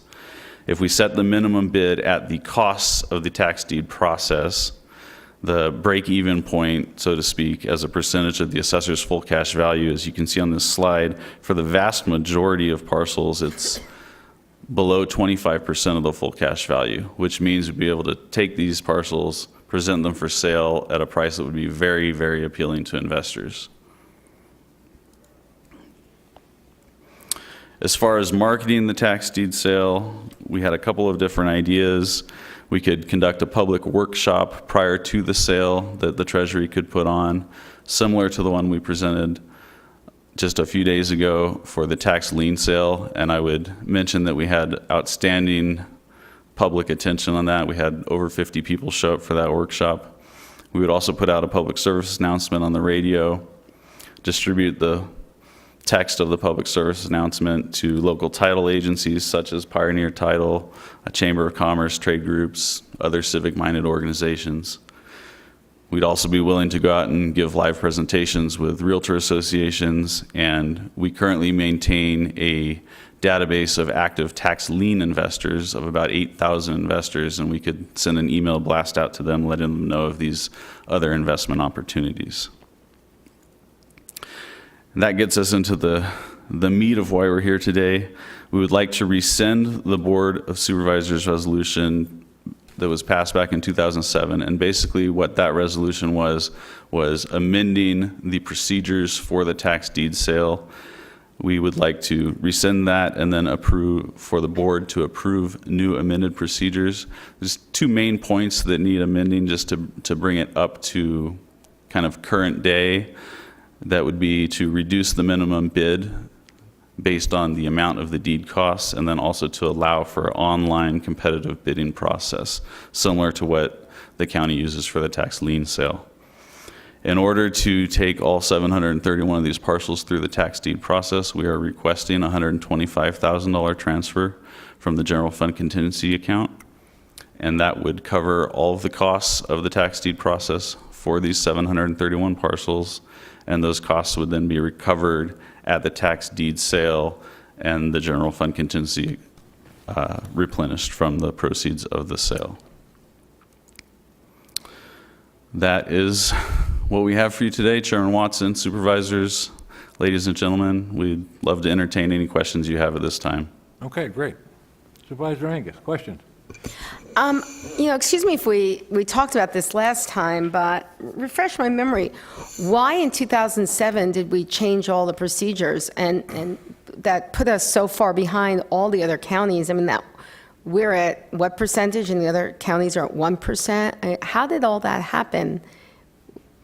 The resolution that was passed in 2007 isn't actually what put us behind. That was just updating the procedures at that time. What put us behind was another board item that happened in late 2008. The last deed sale took place March of 2008, and I believe it was in September or October of 2008 that the board basically decided to cease pursuing tax deed Was it a cost? process. Was it because of cost?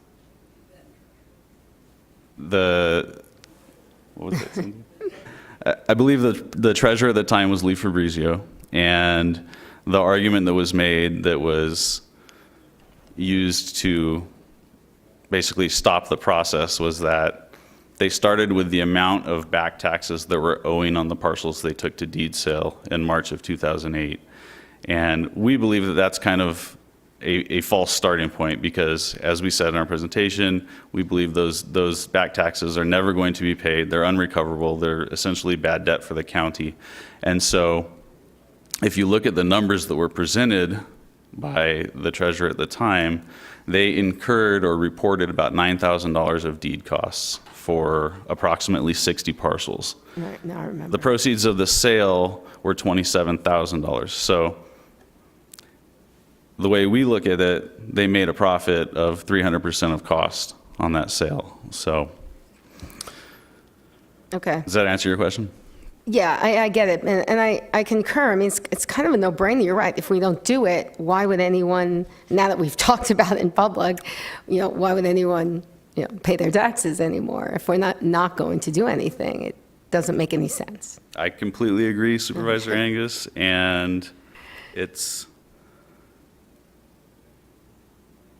I think that it's also important to realize that the statute provides the remedy for a reason. The legislation realizes that when taxes go unpaid for this long, there needs to be a statutorily provided remedy for counties so that they can get that bad debt off of their books and get it back on the active tax roll and get the tax revenues rolling in again. Okay. Just so I don't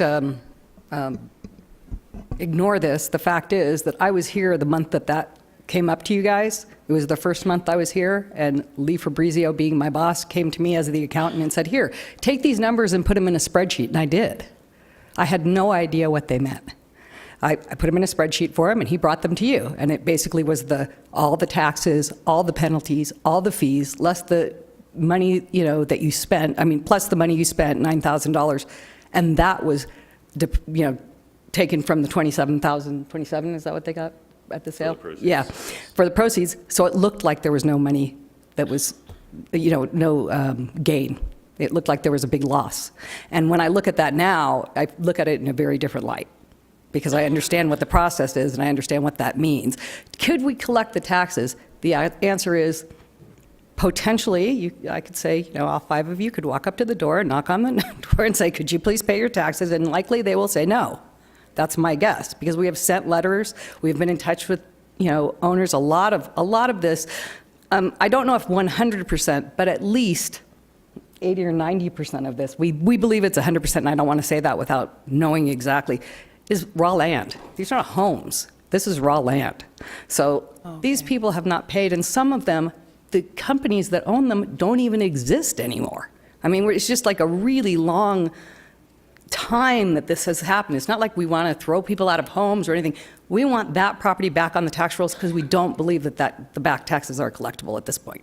From an accounting perspective, we should have written this stuff off.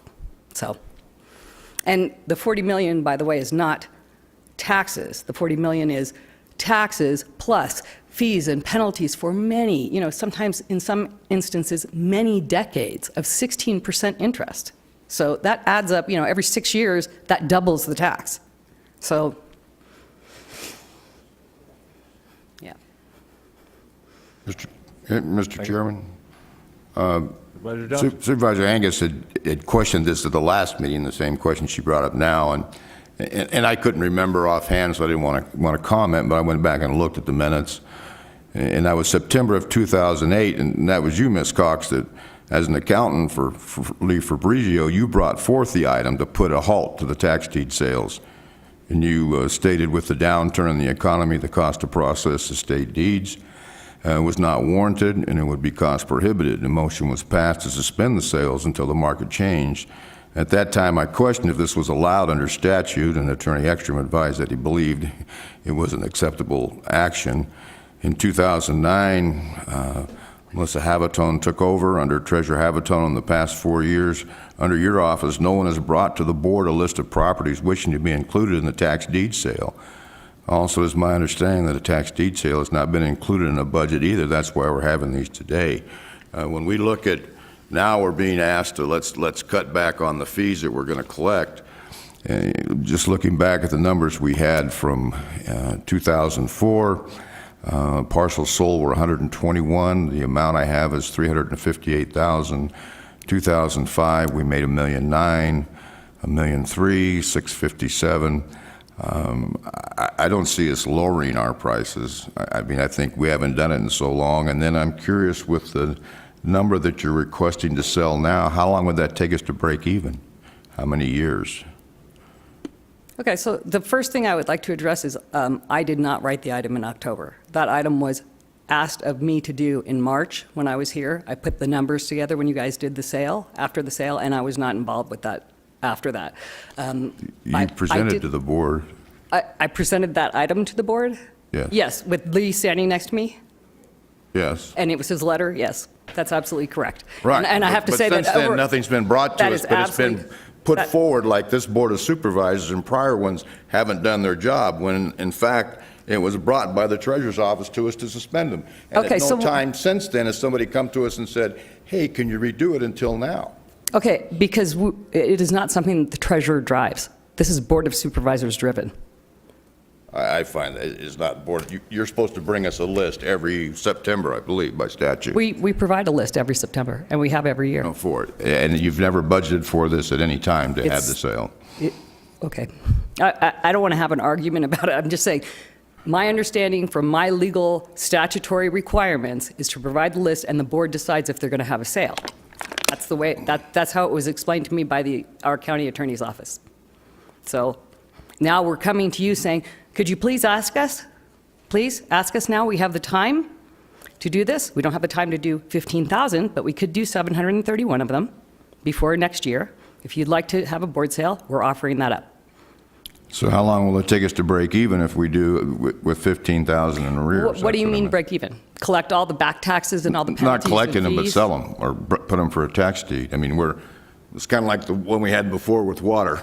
How much are we recharging to get it? If we have 15,000, and you're saying you have a problem with staffing or whatever else to handle this, are we ever going to catch up? That's my question, doing 791. And you got 15,000. And next year, we're going to have another, ever how many are delinquent again? That's what I'm trying to get at. How long? Thank you. I'd like to address the point that you're bringing forward. In this process, it's not just the backlog that we have, and people do have the potential to redeem these parcels, so not necessarily everything we attempt to tax deed will actually go to a sale. Part of this remedy is also just putting the teeth back so that we will stop adding 2,000 per year to this list. So the list will continue to shrink because people will realize they need to start paying their taxes. If we continue on the path we're on is where we're going to hit those projected 23,000. So yes, this is a long, multi-year process. I would say we are going to take an easy 8 to 10 years to get through some of the backlog due to the issues of decades and decades worth of delinquency. But that we will come to a point where we will run through those parcels, and because we're doing this process, people realize they need to pay. We won't have as many delinquencies. We'll actually have less parcels that go to the tax lien sale because people will be paying. They realize that there is a punishment for non-payment, and that's just the way the law is written. I agree with that. And along those lines, I just wanted to say also that, that what I hear most from our tax lien investors is, your list is too long, it's too difficult, we're going to other places. When you have 28,000 parcels to go through to try and pick 5 that you want, it's very taxing. Investors, now that the interest rate has gone up, they're going to other places. This is a difficult thing. If we had a realistic number like we used to, 2,000 to 4,000 parcels, it would make more sense for the investors as well. They are really tired of looking at 28,000 parcels. So. Now, by statute, are you only allowed to do a sale once a year? No. What I'm asking is, No. could you break it up and say, hey, Mojave County, we have 2 sales a year, one in We are permitted to hold multiple sales per year of the board deed sale. The requirement is for the first meeting in November for the board to make known the list that have been already through the deed process and are eligible at that point. After that, we can certainly hold multiple sales throughout the year. But it has to be based upon that list which you made public on or before the first board meeting in November of each year. So possibly we could say we're selling these, we're going to put up for sale these 6,000 in 4 different sales of whatever, so it was smaller sales, so people maybe would want to buy them. The other question, I'll pull it off on the consent, but we could probably address it now, is I see where the title company is cutting a good deal, but when you sell the property, it says there's no warranty with this, buyer beware. You could be buying a hole in the ground with everybody owes you money or whatever it is. All the information the title company get is from us. So why can't we just sign off ourselves, since we're not guaranteeing it anyway? Why can't we say, hey, we went to the assessor and they checked their records and said there was no lien, and why do we have to pay anybody? Do you want to Maybe address that? that's a legal answer. I don't Yeah, know. I just thought. Do you want to address that, Ryan? No, I mean, by statute, we have to do the title search. 42-18-263, we have to do that, so it's required by law. But I think the purpose of that law is also to give notice to those who are the property owners. It's not for the future, it's for those present, so that those who have an interest in the property are notified that, hey, there's going to be a tax deed sale. I think we'd have to read that again, but I don't think it says it has to. I mean, it might say it has to have a title search, but that title search can be done by our people because the title companies get all their information from us. I guess the county could do the title search, but we're not equipped to do that. That's what a title company does, is they conduct Right, but it title says searches. on what we're selling that we're giving absolutely no warranty anyway, so it's a wasted piece of paper, I mean, to begin with. Can I let Sure. Kathy Zach, she is from Pioneer Title, she's showed up today so to help in case there were any questions like this. She knows. Please. Good morning. Kathleen Zach, 2568 Diamond Spur. To answer your question, title companies we create our databases from the Mojave County Recorder. We also post judgments, deeds of trust, liens, anything that would affect real property, not just the deeds, but if we're doing a title search and we provide it to the Mojave County Treasurer, we show who the vested owner is, any encumbrance, any liens, judgments, any other parties that may have an interest that may want to come up and say, I have an interest in this property and I want to redeem the taxes. So that's the purpose of a title company. Yes, you can do the search, the county can do the search on their own, but it becomes very, I'm trying to think of the right word, cumbersome for them, and it takes your time. Pioneer Title agreed to do the searches. We're not making money on the searches because we brought down the price. We just want to help. And I know that sounds unusual for a company who is a profit company, but I think it would be a great thing to be able to have these tax deed sales for Mojave County. And that's where we're at. So definitely the county can do them, but I think the search would be better done by the title company because we search other avenues, not just deeds, not just the assessor's office. We search other avenues too, and we write down the names and addresses of those parties that may have an interest that can say, oh, we were noticed, and we did know, and we don't have a claim to it. So that's what we do. Well, what would be those other avenues besides the recorder and the assessor? The Mojave County Recorder and the Assessor, we sometimes go on to Google and we search for individuals, especially the ones that come to mind several times because we do several transactions that they may not be paying their taxes, but that we would be able to search on Google for them. Just things like that. If we find that there isn't anything sticking out at us, then we will end our search there and then move on. And so, But as far as liens, I mean, we all own property, and it's either going to be filed with a recorder or it's going to be listed on the assessor's page as Right. bank owns my property. So there's really nothing else that would be out there. You know, if it was a court thing, then they should have filed it with the recorder. That's for the right. lien. So, and the same thing I'm saying is that it still says that you're not liable. So I don't get the right. point And of neither would the even, county be liable. yeah. So- That was all. I don't want to Right. take all day. We're here all day anyway, but. Right, no. That was just the questions I brought up. I You're thought that correct. we could do them. Thank you. And if that's something that the board decides that they don't want us to do a title search, we won't do a title search. It's, you know, if the county attorney believes that that is something we don't need to do, we'll go with it. If that's what the board wants us to do, you want us to have a sale and not have any kind of title search done prior to the sale, that is absolutely your right to do if Ryan's, you know, Mr. Espelin says that that's legal. No, if I may address that, we must have a title search. 42-18-263 is very clear. Before preparing a treasurer's deed, the county treasurer shall cause a limited title search to be made that is sufficient to identify all parties who have a legal or equitable interest in the property. We have to. It's a must. It's a shall. And the county attorney's office is not in a position to take the time to do title searches at that magnitude. This would be a Herculean effort on the county attorney's part to do that, and we're not equipped to do that.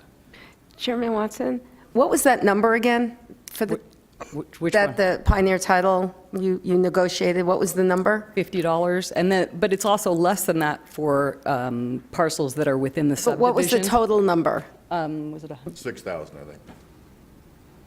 For the 731 parcels, I believe it was 5,600. Yeah, and I think that, I mean, if we put that into the effort that an employee here would have to do it, it would be probably more. And I agree. Herculean is a really good word because this is not something that we are, I would first say. The experts do. We are not the experts, so I would push it on to the recorder's office for the recorded documents, and I would push it on to the assessor's office for everything that's in the assessor's system. It would not be something that would be in my system. So then you need to go to those departments and ask them, do you have people? Do you have time? Do you know what you're doing? Are you experts in this? But again, I said, if the county attorney's office says that we don't have to do it, and the board believes you don't want to do it, it's your decision. Right, and I don't think it says that we don't have to. It's just the idea that even when we do it, doesn't make any difference because it says on the paper we're not held liable. So, you know, I don't know why we're doing it to begin with. So it just saves $6,000. I have to tell you, Supervisor Johnson, I believe that is what I said the very first meeting in 2013. Like, I'm not really sure why we do title searches outside of the county, Yeah, but we do. that's all I have. Supervisor Bishop? I think it's a grand idea, and I'm looking forward to seeing it done. My only comment is if we decide to do 2 tax deed sales a year, that maybe we divide the county in half with the northern half on the first part of the year and then the southern half. And maybe buyers would be more interested in a certain geographical area. That's all. Supervisor Angus, further comments? Supervisor Wakamoto? No. Well, my comment is a very fine presentation, and yes, I'm very much in favor of proceeding. And Ms. Dollarhide, you've done a fine job in your program here, presenting it.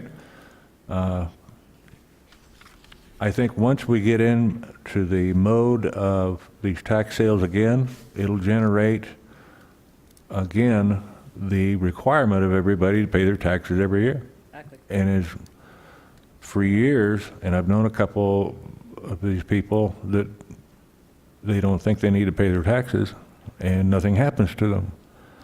It's time for us to take a hard stance and put the word out. You need to pay your taxes if you're a citizen here and enjoying all the things that Mojave County benefits you with. So I'm very much in favor of this program. Thank you so much. Thank you. Thank you very much for letting us present. Okay, before we get into the rest of the agenda, let's take about a 10-minute break.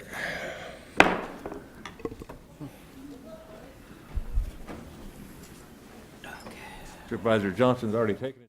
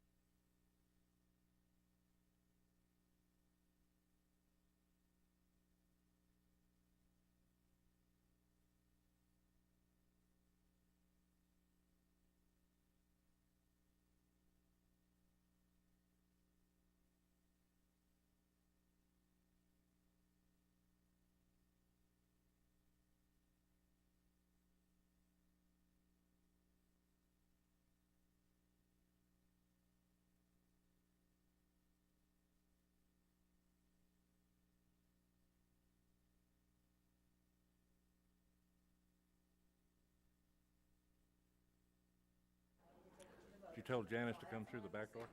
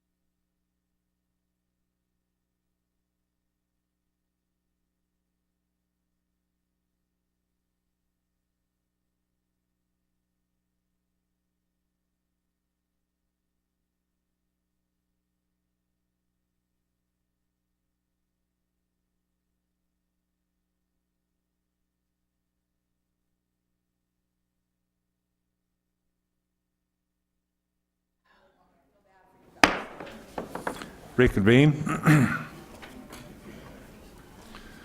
And we're on to the consent agenda. The following items listed under the consent agenda will be considered as a group and acted upon by one motion with no separate discussion of said items unless a board member so requests.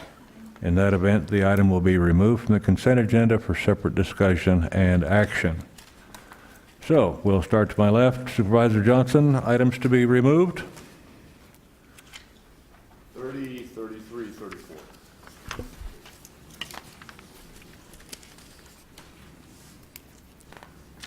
30, 33, and 34. Supervisor Bishop. I don't have anything. Supervisor Angus. Nothing? Supervisor Wakamoto. Nothing. And I have none also. So, Chair would entertain a motion for items 5 through 37, with the exceptions of 30, 33, and 34. So moved. Second. We have a motion and a second for the consent agenda. Those in favor signify by saying aye. Aye. And those Aye. opposed? Motion carried. On to item number 30. Supervisor Johnson. Thank you, Mr. Chairman. I guess I'd have the question be of our finance or Sonia, if she's here, either one of ours.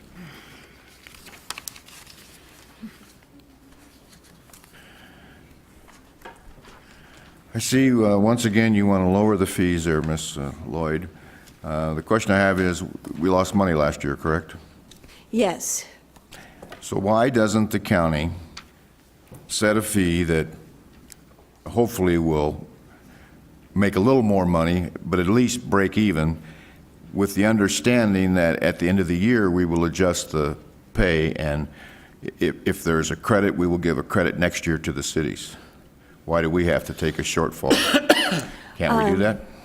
We're, because of the ratio that we're following under the, like a federal OMB circular standard, we're calculating it based upon the prior year's actuals.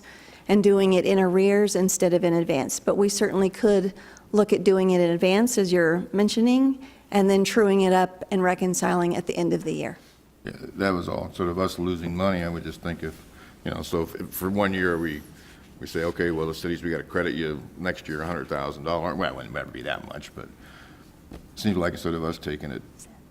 Instead of us taking the loss? Yeah, that was the only question I had on that. Okay. Every year we go through this. Okay. Supervisor Angus, comment? No, I have nothing. Okay. Chair would entertain a motion. Motion to approve item 30. We have a motion. Second. Second. Those in favor signify by saying aye. Aye. Those opposed, motion carried. Item 33, Supervisor Johnson. Thank you, Mr. Chairman.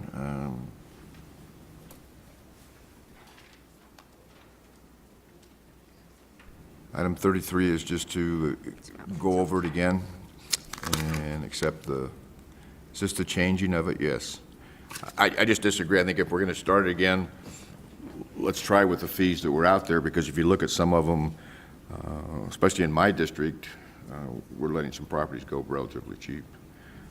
I don't know, what difference does it make if we try it and say we're keeping it at the fee we had before, because we haven't done it since, what, 2007? So how do we know nobody's going to buy them? Unless they're over what the price of the land are. Well, how would we know really what the base price is unless we offer them for sale? Well, I can't really see the, I didn't bring my magnifying glass. We have on it we have the assessor's full cash value. I can't see it, read the numbers, so it's true in our backup. And so if it's less than the full cash value, I would think somebody would buy it. Well, I have close to 300 lots available in the Valley Vista area. They could very well be of value of more than what they're listed on that sheet. Are they? So if we don't do it, how are we ever going to find out what the real true value is? Because the value will be what a person's willing to pay for them. Right. No, I mean, I trust the assessor that he knows, or that she knows how to, that the full cash value is what the value of them are. I understand your basis of thought, but I at just the don't same want token, if you don't offer them for sale, what is the price? Well, no, I was saying offer them for sale, but not give them away. Okay, what's your recommendation? I mean, what'd we have before, 50% of what was owed? Was that it? I think that was the basis, Something like that of what the back taxes were? except no less than 50% of the Something like the that. total. And then if we have some that have gone too long, like the treasurer's office was saying, that have gotten over that, we could always come back and modify those on special circumstances, but I just can't see letting them go for no money at all. Well, I understand. I mean, 'cause I think we're going to run into a problem with, like Val Vista, like you said, we have all those lots, so if one person comes in and snatches them all up for, obviously we're going to do the bidding process, so it should be an okay deal, but it seems like it opens us up for, or your friend bought all those lots. I don't know, just kind of. Is there a minimum bid? Yes. Yes, Mr. Hendry. Yeah, and I was going to ask a question, just to make a point. And may I have the liberty to ask Treasurer Cox a question? How much does each one of those parcels to keep on our books without going to a tax deed sale cost us every year? We figured that the tax parcels that are delinquent and eligible for the sale right now is Without selling them, how $40 a much year. do they cost us every year, each parcel? $40,000. Not An each individual parcel? Yes. Give me one moment here.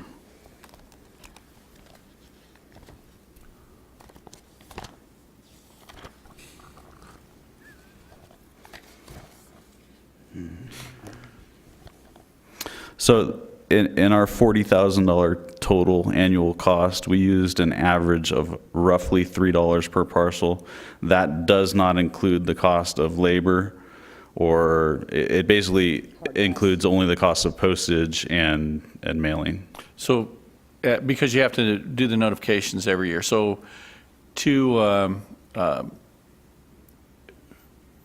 to sell these parcels, to go to a deed sale, they have to be delinquent for 5 years.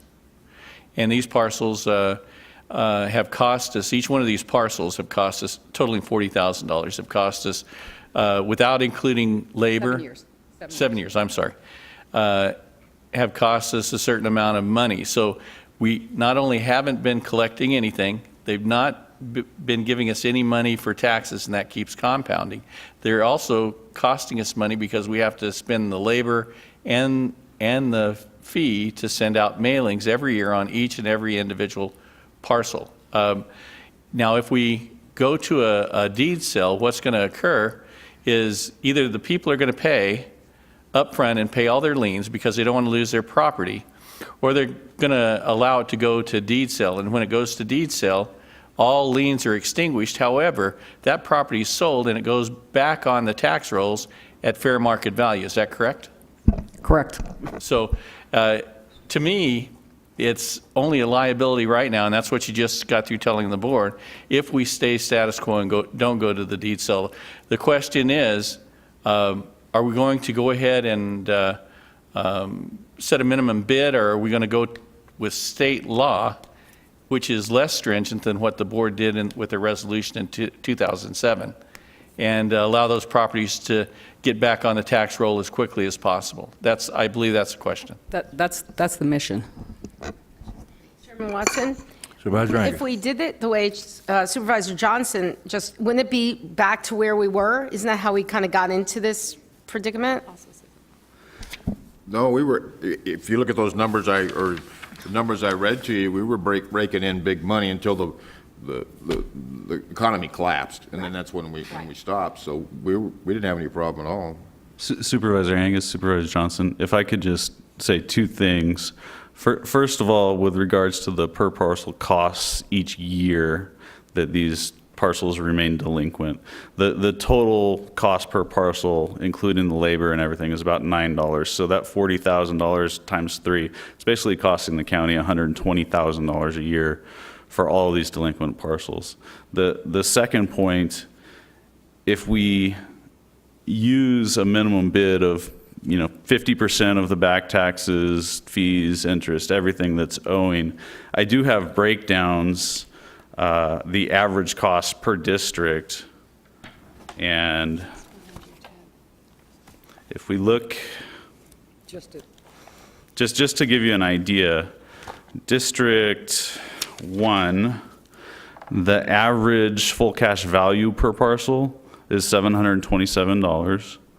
The average amount owing in total is just shy of $7,000 per parcel. So if we set the minimum bid at $3,500 a parcel up in Valley Vista, and it's only worth $700, we're not going to sell any of them. And it's similar across the rest of the districts. A question on that, on Valley Vista, then how, unless this, I don't know if you'll know because you're relatively new, but the big boom was just a few years ago when Val Vista, when everybody was buying land out there. How did those taxes get $7,000 when the land's only worth $700? Well, I would just say that the state mandated interest amount, anytime we sell a tax lien that gets struck to the state, so a county held lien, is 16%. And so regardless of what the amount of taxes are owing, at 16% interest annually, simple interest, it doubles every 6.25 years. So a lot of these parcels have been delinquent for far longer than that, decades. And so the amounts owing have tripled, quadrupled, quintupled over time. Okay, so they weren't, all these 40,000 parcels or whatever didn't just start 10 years ago. There were some that were before that hadn't been sold that have been accruing interest. Yes, Supervisor Johnson, that's correct. There's some of them on the books going back to 1969, and I believe the ones we picked in Valley Vista extend back to 1975. I guess I just want to see us get some money back for these parcels. Obviously not 7,000 if it's only worth 700, but I mean, we should be getting something back for these. I certainly agree, but Chairman Watson, but I also think that what they said in their presentation is it's going to go back into the tax rolls. Then the new owners will start paying. So, Right. it's it's gonna become a wash at some time. And can I just say that this is different, what we're saying, we're saying this scenario could happen is different than what we've done in the past, what the board has done in the past. Our proposal is to put this online, make this a very competitive bid process, and aggressively market it so people are bidding up the price, at least to the full cash value. That's where we're saying if you start at 50% of the taxes, we don't think people will bid on most of it. That's the problem. We think if you start with just the costs, because all of the rest of it is really just bad debt. The taxing authorities have not received any of this money. They don't expect to. If they get anything, they will be happy to have anything, I believe, because in so many of these circumstances, we're talking about decades. We're not talking about a few years. We're talking decades. So you're starting with full cash value as the starting point? No, we are proposing that you guys decide to start with the cost. The cost that to the foreclosure. To foreclose, get it to the deed sale, start with that as your minimum bid, and we believe that through competitive bidding, because it will be a worldwide arena, it won't be held in this building with people that can fill up this room. Literally, millions. I mean, it's available to millions of people, so we believe that there will be action. Chairman Watson, I think that the Treasurer's Office has done a lot of work, and I like their thinking on this, so I'm going to make a motion to approve item 33. Okay, we have a motion for approval. I will second that motion, but I just wanted to comment that the statute provides us a remedy for this situation, and I think Mojave County should do everything we possibly can to get these properties back on the tax roll and get these property taxes back into our general fund. So with that, I do second Supervisor Angus's motion. Thank you. And it makes sense. Basically, to make sure that these properties become alive again instead of dormant. So let's sprinkle a little bit of water and fertilizer on them and get them going. And stop spending Get her money on done. properties that we aren't going to collect on. Any Chairman further Watson, discussion? I have one question of Treasurer Cox. What is your feeling with having 2 tax deed sales a year as opposed to 1? Is that doable? Is that something that's... Absolutely doable. And I think that's up to the clerk, though, because once it gets over, Madam Clerk is in charge once it's handed to her. Okay, so We that can doesn't need to provide be in the properties motion. for you to decide to have the clerk hold the sale at any point that you want us to.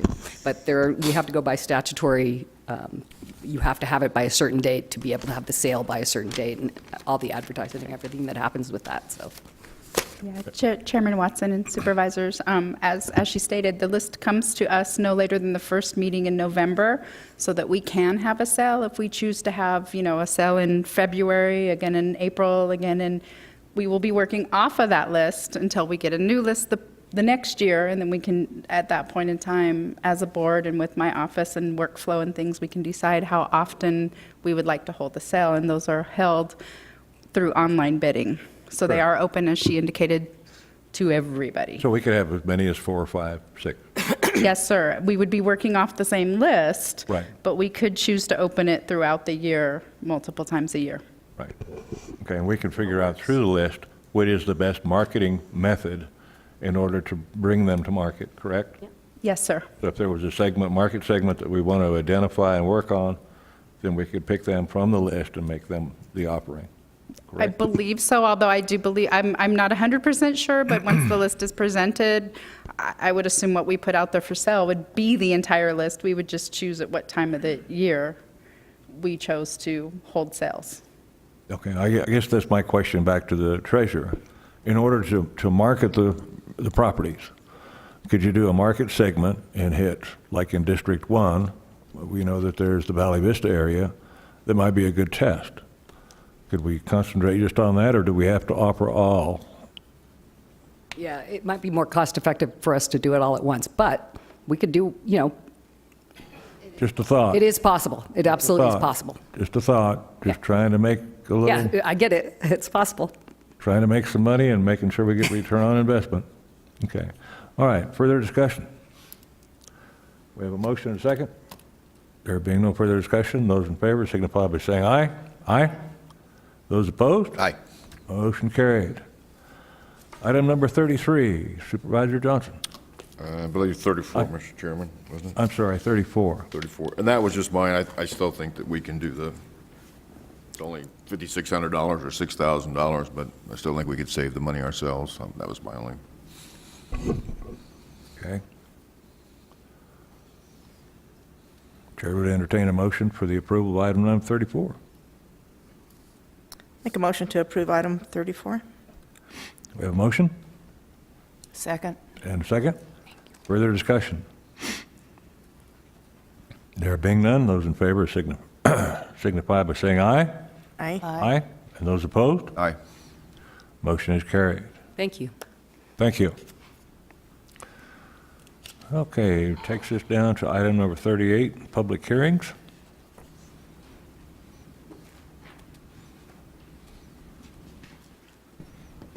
Open the public hearing for the discussion, possible action for the approval of a placement of a lien for dangerous building abatement in the amount of $3,399 in accordance with Section 110 of the International Property Code Management. Assessors parcel number 210-23-133, address being 5154 El Mirage, Topac, Arizona.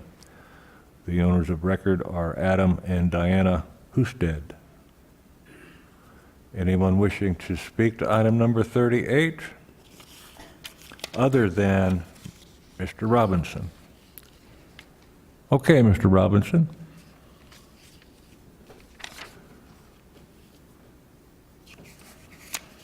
Stephen Robinson, Golden Valley, Arizona. I fully support the cleanup by the county, whether it's garbage, environmental waste, or derelict buildings.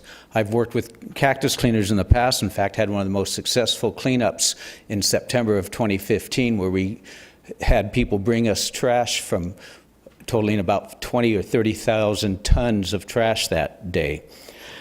However, I am surprised to see this one cleaned up so quickly. In just 1 year, it was red tagged, owners warned, trailer removed, and site cleaned up. I'm amazed simply because for every one of them elsewhere in the county, there's 10 in Golden Valley. And right here's an example of one. This one was complained about by a citizen in South Golden Valley about 5 years ago. And after 8 months of trying to get something resolved, Environmental Health said that it wasn't cleaned up then. So I'm just encouraging the board to look at a lot more properties, and if it takes complaints by the citizens, I'll be gladly willing to help provide a lot of complaints about the ones out in Golden Valley, because there's a whole lot of eyesores out there, and I'm glad this one's being done, but that's what I'm trying to do, because I want to have places like this one, where there's not even electricity, be cleaned up. So that's all I have to say. I support this. It's unfortunate that others have not been done as quickly as this one. Thank you. Thank you, Mr. Robinson. Anyone else wishing to speak to item number 38? There being none, I'll close the item number 38. Motion approved. And we have a motion for approval? Second. And a second. Questions? There being none, those in favor signify by saying aye. Aye. Aye. Opposed? Motion carried. Under the regular agenda, discussion, possible action, sitting as the Board of Directors of the Golden Valley Improvement District, consider and approve amendment number 17-1 to the Golden Valley Improvement District, the number 1 policy and procedures memorandum 90-1 to revise section 3.2.A, establishing increased water system rates or tax levy on the district parcels, to revise section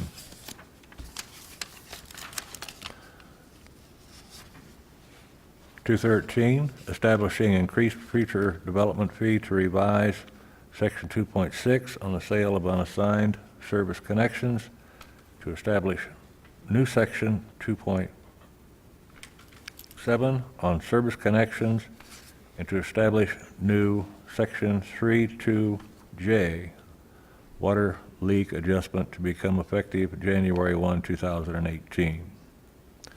It's been continued from the November 20th, 2017 meeting.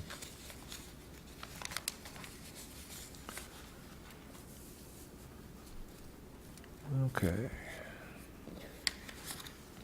Supervisor Bishop, this is your district, I believe. Thank you, Chairman Watson. The Golden Valley Improvement Water District is significantly underfunded, and its operations are unsustainable from the information that we've been provided. The district is currently failing to cover operating expenses, and cash reserves are necessary for repairs and replacement work, such as well failures that we've recently experienced. A good portion of the GVID infrastructure, like the wells and the tanks and the mains, are over a quarter of a century old as we speak, so replacement funds are not even adequate to meet the demands that this water district will be making in future years. So I see that we have an interim water system revenue proposal, and I think with all of the comments from the Golden Valley residents that use this district, this looks like a really good compromise. And I would support that proposal, depending on the discussion that follows. Okay. We have 3 people signed up to speak, or 2 people, I'm sorry. Okay, let's hear what they have to say. Mr. Robinson.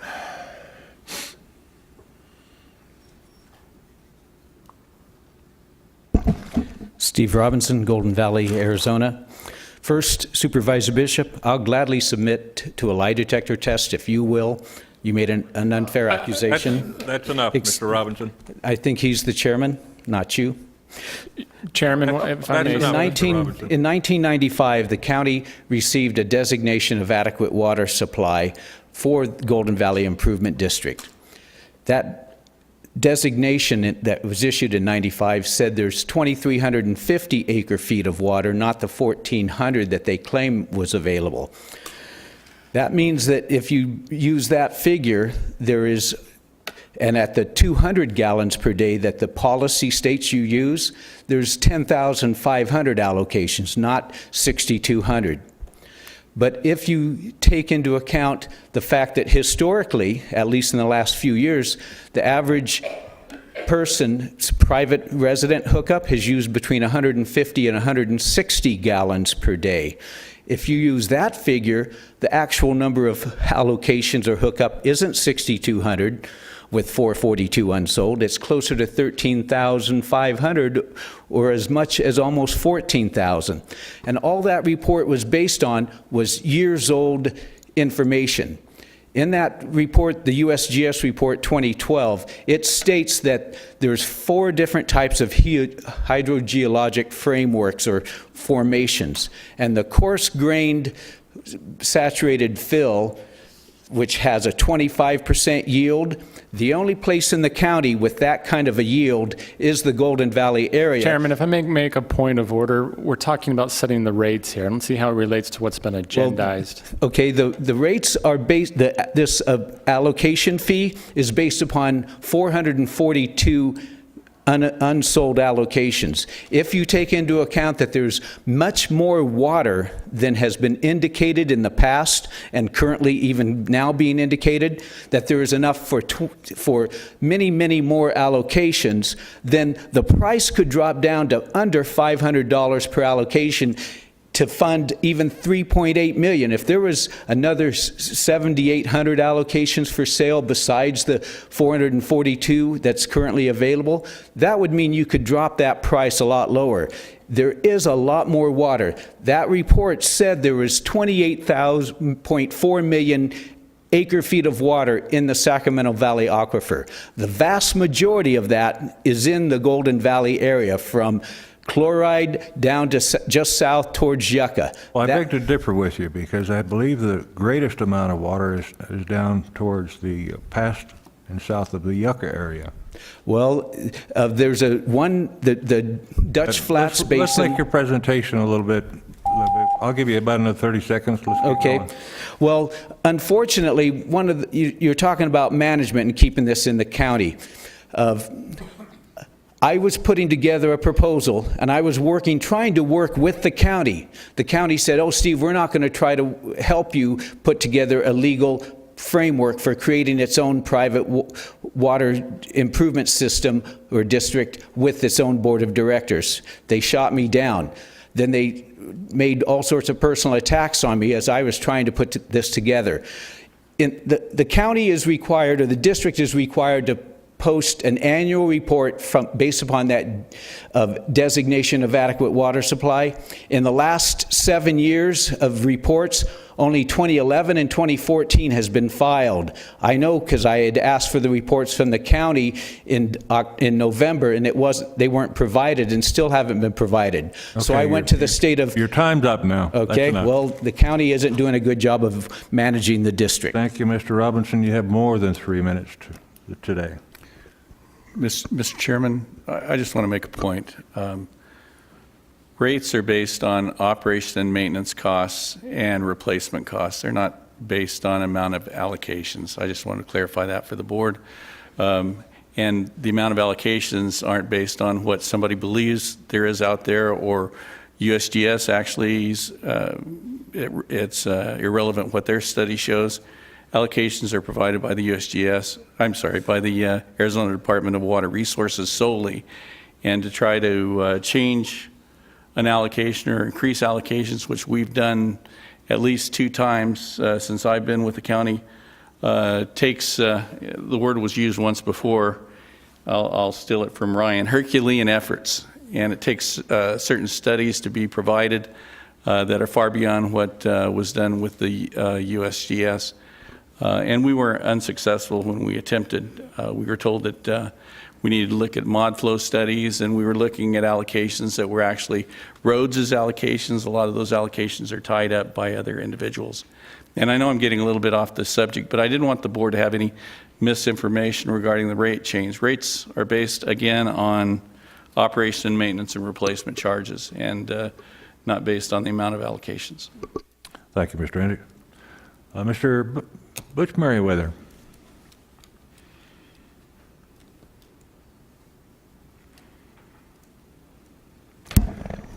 Good morning. I'm Butch Merriweather. I live at 2225 South Dome Road, Golden Valley, and I do live within the district. I looked at the proposed rate, what the current rate is also. As you well realize, currently the metered customers have 3 tiers. With the proposal, first off, there's about, as of 90 days ago, there was about 1,760 customers. Of that, 454 were water haul, and that's not including the people who use a coin-operated machine at Chino and Laguna. So in other words, the in-district and out-of-district standpipe customers use more than 26% of the water allocation that is sold. You have a couple proposals. One is for a rate hike, and then the other is for a property tax thing. The problem with the property tax, if you want to do it, I'll go along with it. I mean, I'll approve it. But the rates would remain the same for the customers. So that means some of the customers will pay more than with the new proposed rate. High-tier customers will pay less than what they're currently paying. The proposal is $15, includes 1,500 gallons of water. Well, most of the customers on the meter out there only use less than 1,500 gallons a month. So they're going to save money. The ones over 1,000 gallons, they're going to have, or over 1,500 gallons, I'm sorry, they're going to pay $6.56 per 1,000 gallons, which is actually a steal because in the standpipe people, we pay $3.70 in district. We've been skating for a long time. That is really a cheap rate, and we should not have any problems if the rate's raised. Currently, it is, as I said, $3.70 per 1,000 gallons for in-district, and your proposal is $5.96. That's not out of sight. Out of district right now is $5.60 per 1,000, and they're going to raise it to $9.84. One problem you have is you have a coin-operated machine at Chino and Laguna. They pay $3.75 per 1,000 gallons. The vast majority of the users are out-of-district customers, so they're cheating the Golden Valley Improvement District. by about $1.84 per 1,000 gallons. I propose, and I don't know if it's not part of this proposal, but you might want to look at it, is raising the rates at the coin-operated thing to the out-of-district rate. Let those people absorb the cost. They've never put anything into the system. They just buy the water or do away with it. What that would do is that would make people that live out of district go get, oops, I'm sorry, my time is up. Thank you very much. Proceed, you've got a second thought. You have to proceed with the rest of your... The in-district customers that currently use the coin-operated machine, that will cause them to go get themselves an account. Yes, they'll have to pay a $90 deposit, but that goes off their water bill at a year. And the out-of-district customers won't cheat the Golden Valley Improvement District. And many of the naysayers that have complained about the cost, the proposed cost, they don't even live in the district. And I don't know why they want to stick their nose into somebody else's business. Thank you very much. Thank you, Mr. Merriweather.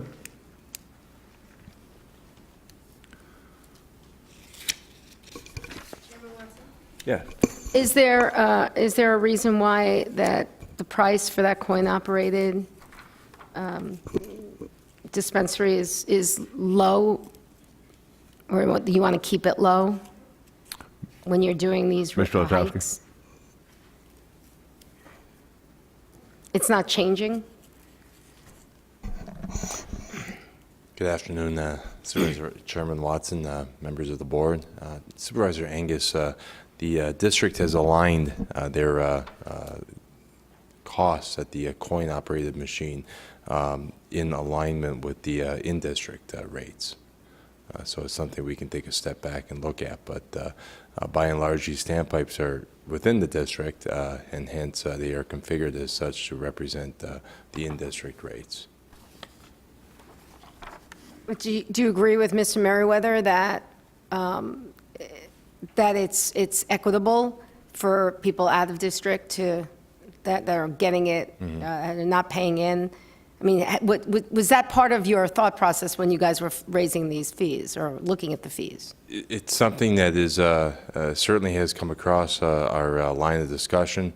This is just a singular standpipe that does allow for payment by coin, quarters, that can and quite honestly should be looked at least from the context of understanding who our particular user set is. And I would respect Mr. Merriweather's comments in the aspect of his familiarity with the type of patrons to that particular standpipe. Now, the other standpipes, which are serviceable only by credit card or other account card, those do align specifically with where the user resides. So if they're out of the district, then they are charged district rates. So if we go ahead and approve this, you can still look at this in the Absolutely. future? And the staff would have the flexibility by which to set that out-of-district rate. Okay. That's it Okay. for me. I have a question. Mr. Lakowski, is there a plan to remove the coin-operated apparatus and go with the card in the future?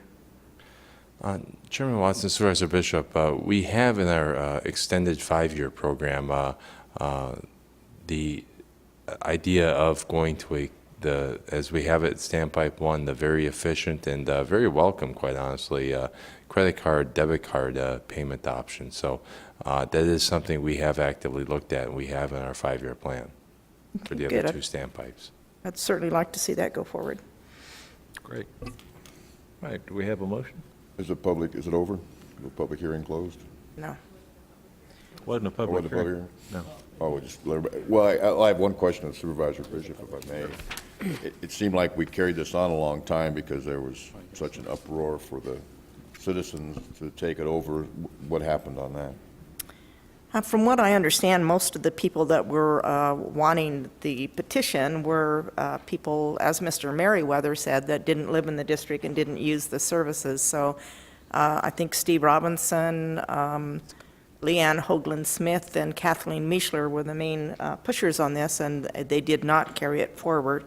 In fact, I have an email from one of my constituents that was concerned that should this come forward, that she wanted to make sure in public comments that she was in disagreement with it. But I don't need to read her letter. It's Miss Carmen Johnson, because it did not go forward. But basically, it was just, to repeat Mr. Merriweather, some naysayers that weren't affected by the district at all. And so what I have heard from my constituents within the district is that they would like to see, they're okay with the rates being raised, they'd like them raised less, and we've got this new interim water revenue proposal that I think they would agree with. But they also wanted to see the rates come back more often and be looked at. So maybe in the future we could come back every 2 or 3 years and take another look at it. But that's what I'm hearing from my constituents. They're glad the petition did not go forward. They're happy with Mojave County. They think we're doing an okay job, and they want their rates to be raised incrementally. Thank you, I was just curious. Thank you. Okay. Do we have a motion? We have a, Jerry, may I say one more thing, please? Yes. I want to say that the Public Works Department is doing an excellent job running the system. The Speak in the problem with mic. the petition that Can you go to the mic, please? The problem with the petition that failed, if the civilians took over the water district and then it went bankrupt or they had problems, you guys are not obligated to take back the system. And so that would hurt everybody out there with these few naysayers that want to take it, probably get a job, I don't know. I do want to say, though, at the standpipe at Balsa and Estrella, they put in a new system, and it's working great. They can use a credit card, a debit card, or go get an account and just put in their number and a password. And that's working excellent. I use it both. Thank you very much. Thank you, Mr. Merriweather. Okay. There's currently no motion on the floor. Any further questions for Mr. Letowski? Thank you. Thank you. Okay, I'll make a motion for the approval of item number 39. I'll second it. Any further discussion? There being none, those in favor signify by saying aye. Aye. And those opposed? Motion carried unanimously. Item number 40, discussion, possible action, approve and sign the acknowledgement of changes to the corporate structure and amendment to the agreement with Dot Foods and Dot Transportation, and as amended, agree to as the agreement known as Dot Foods, Dot Transportation, and Mojave County Development Agreement for disbursement of economic development funds. Motion to approve. We have a motion? Second. Second. Any further discussion? There being none, those in favor signify by saying aye. Aye. Those opposed? Motion carried unanimously. Item number 41, discussion, possible action, approve the Developmental Services Department organizational redesign with its Environmental Quality and Waste Disposal Division as outlined in the attached board memorandum. Whereas through the reclassification and elimination of a key position, the department will achieve a minimum annual personnel safety expense savings to Funds 505, the Environmental Quality and Waste Disposal Division, of $39,728 annually, exclusive of benefits, with an effective date of February 17, 2018.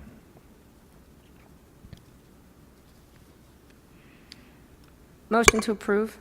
We have a motion Second. and a second for approval. Discussion? There being none, those in favor signify by saying aye. Aye. Those opposed? Motion carried unanimously. Item number 42. That's the discussion, possible action, approve the fiscal year 2018 housing and community development needs. And number 2, identify and prioritize projects for the 2018 community block grants regional account, and for the fiscal year 16-17 CDBG state project audit program listed in the attachment memorandus dated February 8th. And number 3, direct staff to determine program eligibility of these projects and prepare grant applications for submission.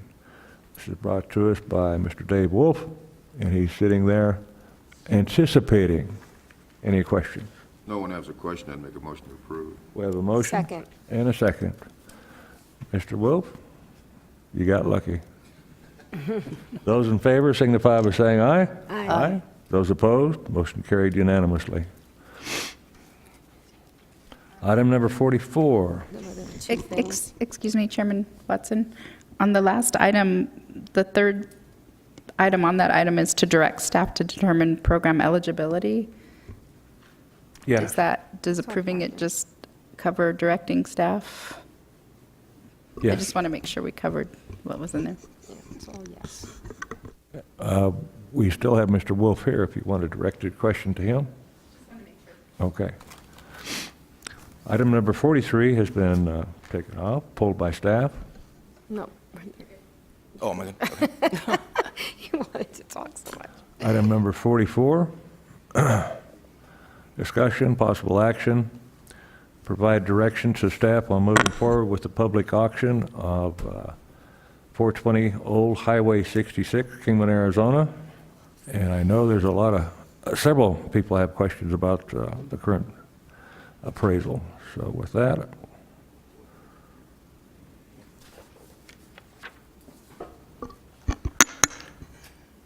Mr. Hendricks.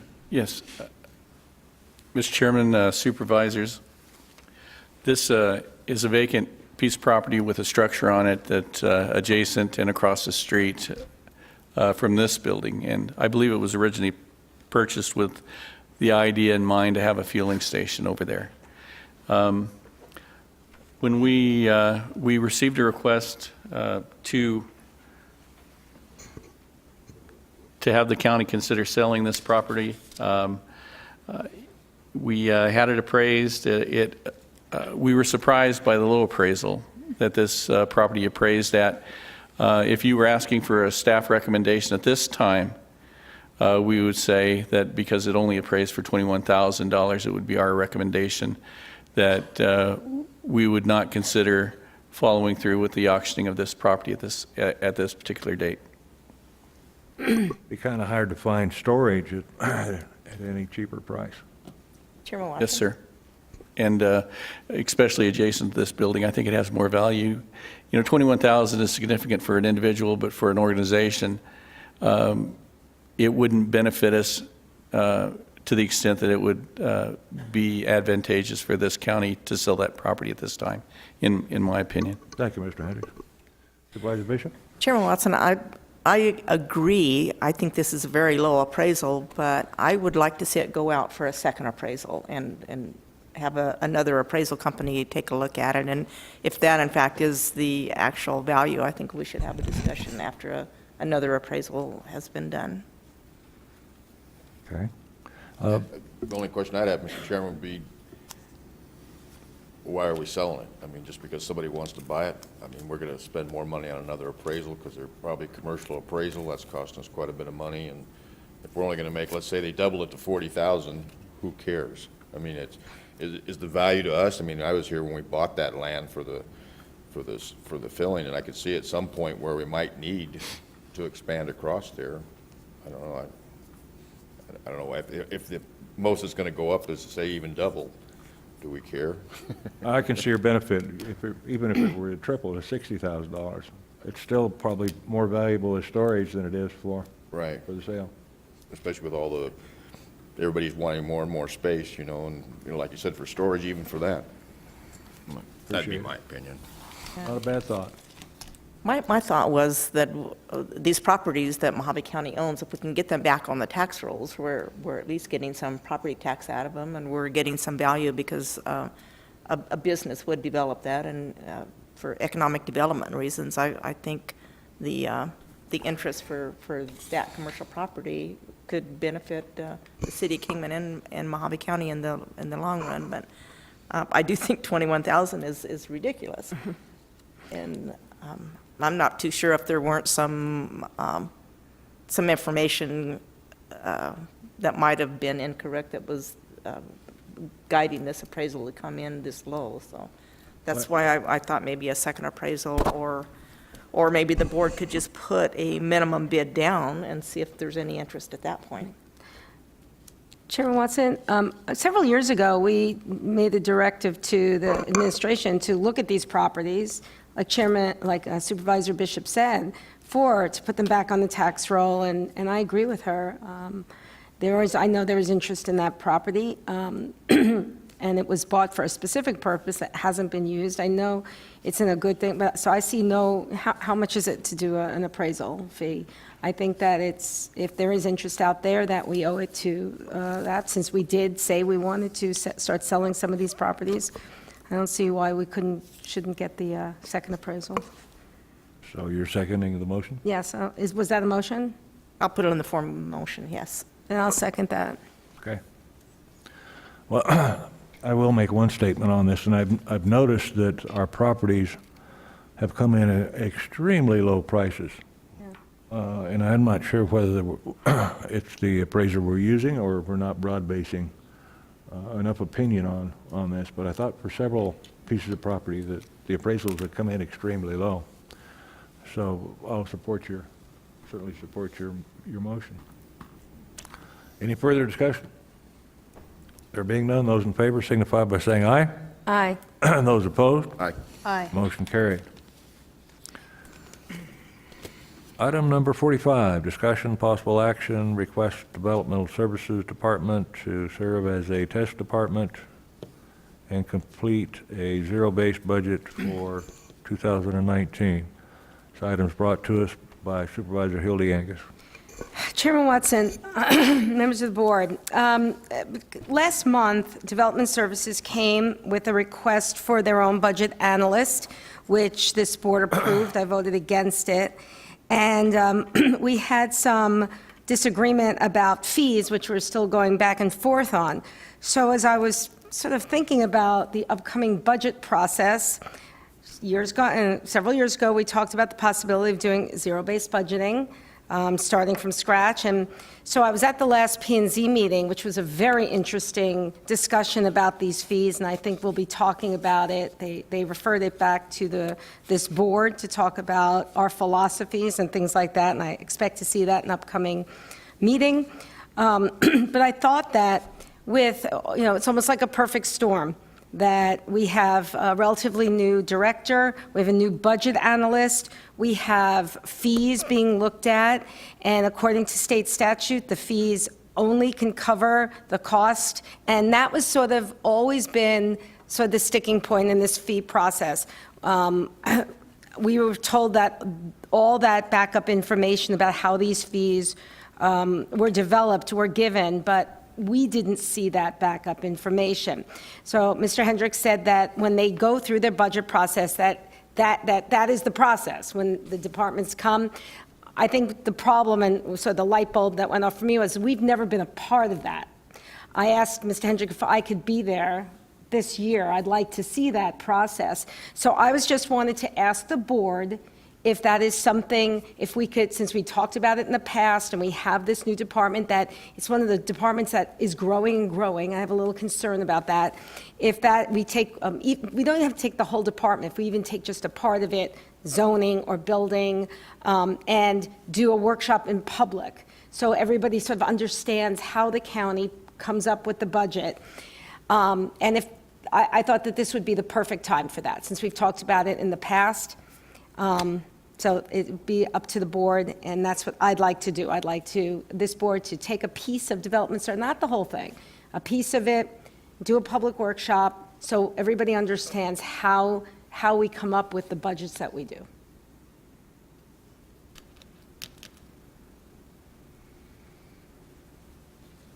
I guess I'll put that in the form of a motion and see if I get a second. Mr. Chairman, I think what I would suggest, right now we're discussing item number 45 on development services to serve as a test department on zero-based budget. And we've switched gears a little bit about a public workshop to look at, at least one or more departments, which we'd love to do for you. And possibly I could work on an agenda item for Supervisor Angus for next meeting to have a workshop, and you could identify the departments that you would like to have public, one or more or all. And then the board could consider a workshop to develop that particular department's budget, whether you'd want to do that for one or more of the departments. But right now, I don't believe that's agendized this way. I'm not sure we can act upon that. Okay, to serve as, well, what would be an appropriate way to continue with this? Well, what exactly were you motioning? Can you paraphrase exactly what you were asking the board to do? I'm asking the board if, to take a part of development services and to have a public workshop to serve as the test. Do you understand what I'm saying? Well, I think it says, discussion of possible action, request the development services to serve as a test department and complete a zero-based budget. So I think we can go along those lines to see if you want to schedule a public meeting for this purpose that sticks with this, request the development services to serve as a test department, so we could go along those routes. But it wouldn't be beyond, it would only be the development services. We wouldn't have other departments. If you want to go the route that that County Manager Hendricks wants to go, then you can do a new agenda item and put it on there next. Let's just continue it. I'd rather err on the side of caution and really talk about what realistically we can do. So can I just continue it and bring back next meeting? Or what you can do instead of continuing it, we take no action and then create a new agenda item and draft exactly what you want to do in your new agenda item. Okay, the reason I just wanted to put this out to the board. I wanted to hear if the other board members would be interested, and if no one's interested, I won't even bring it back. And Mr. Chairman, in any event, how this plays, a supervisor or supervisors are certainly welcome to attend any and all of our budget meetings that we have, and you're welcome. I'd welcome you there to sit with us, or we could have them in a public session. It really doesn't matter. It's your choice.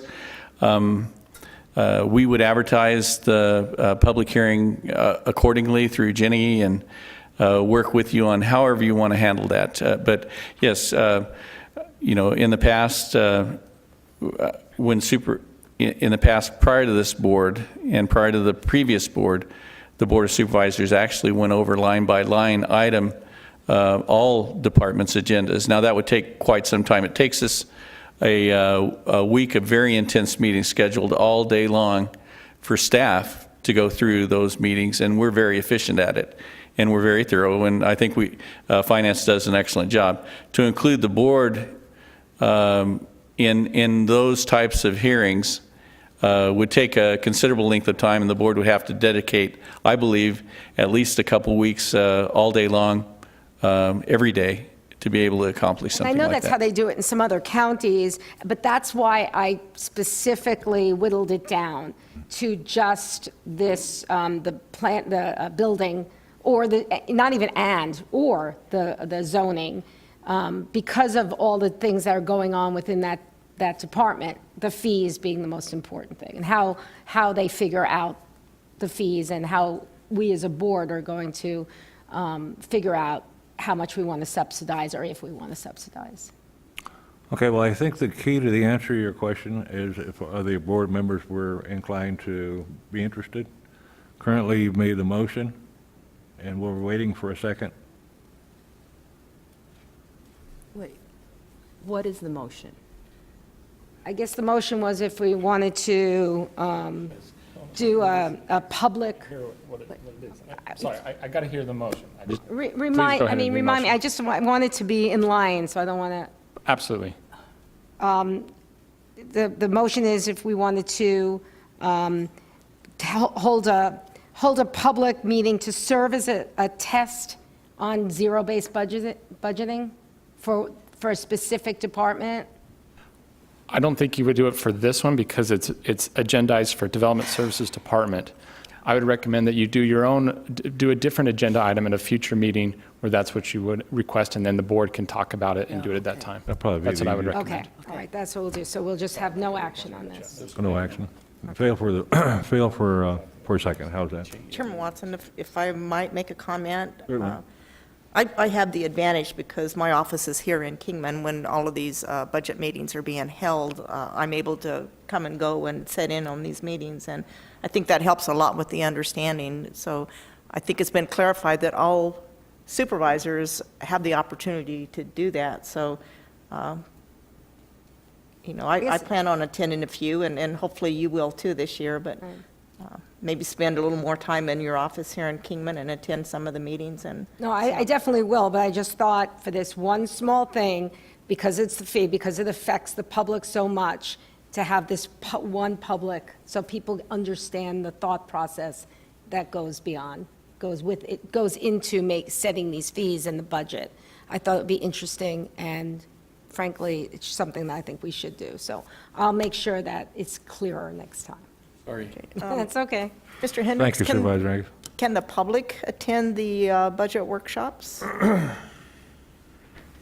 Is that something we could? Mr. Chairman, Supervisor Bishop, if that's your intent, what I would suggest that the board would consider is to schedule, to place on the agenda to have public budget workshops. But what I'm also saying with that, and we'll accommodate you in any fashion that the board chooses. With that said, if you all choose to do that and the board's committed to a budget workshop for all budgets that this $250 million county has, it would take a considerable amount of time. I don't know if Coral would like to weigh in on that. It would take 2 weeks of straight 5-day-a-week, all day long, correct?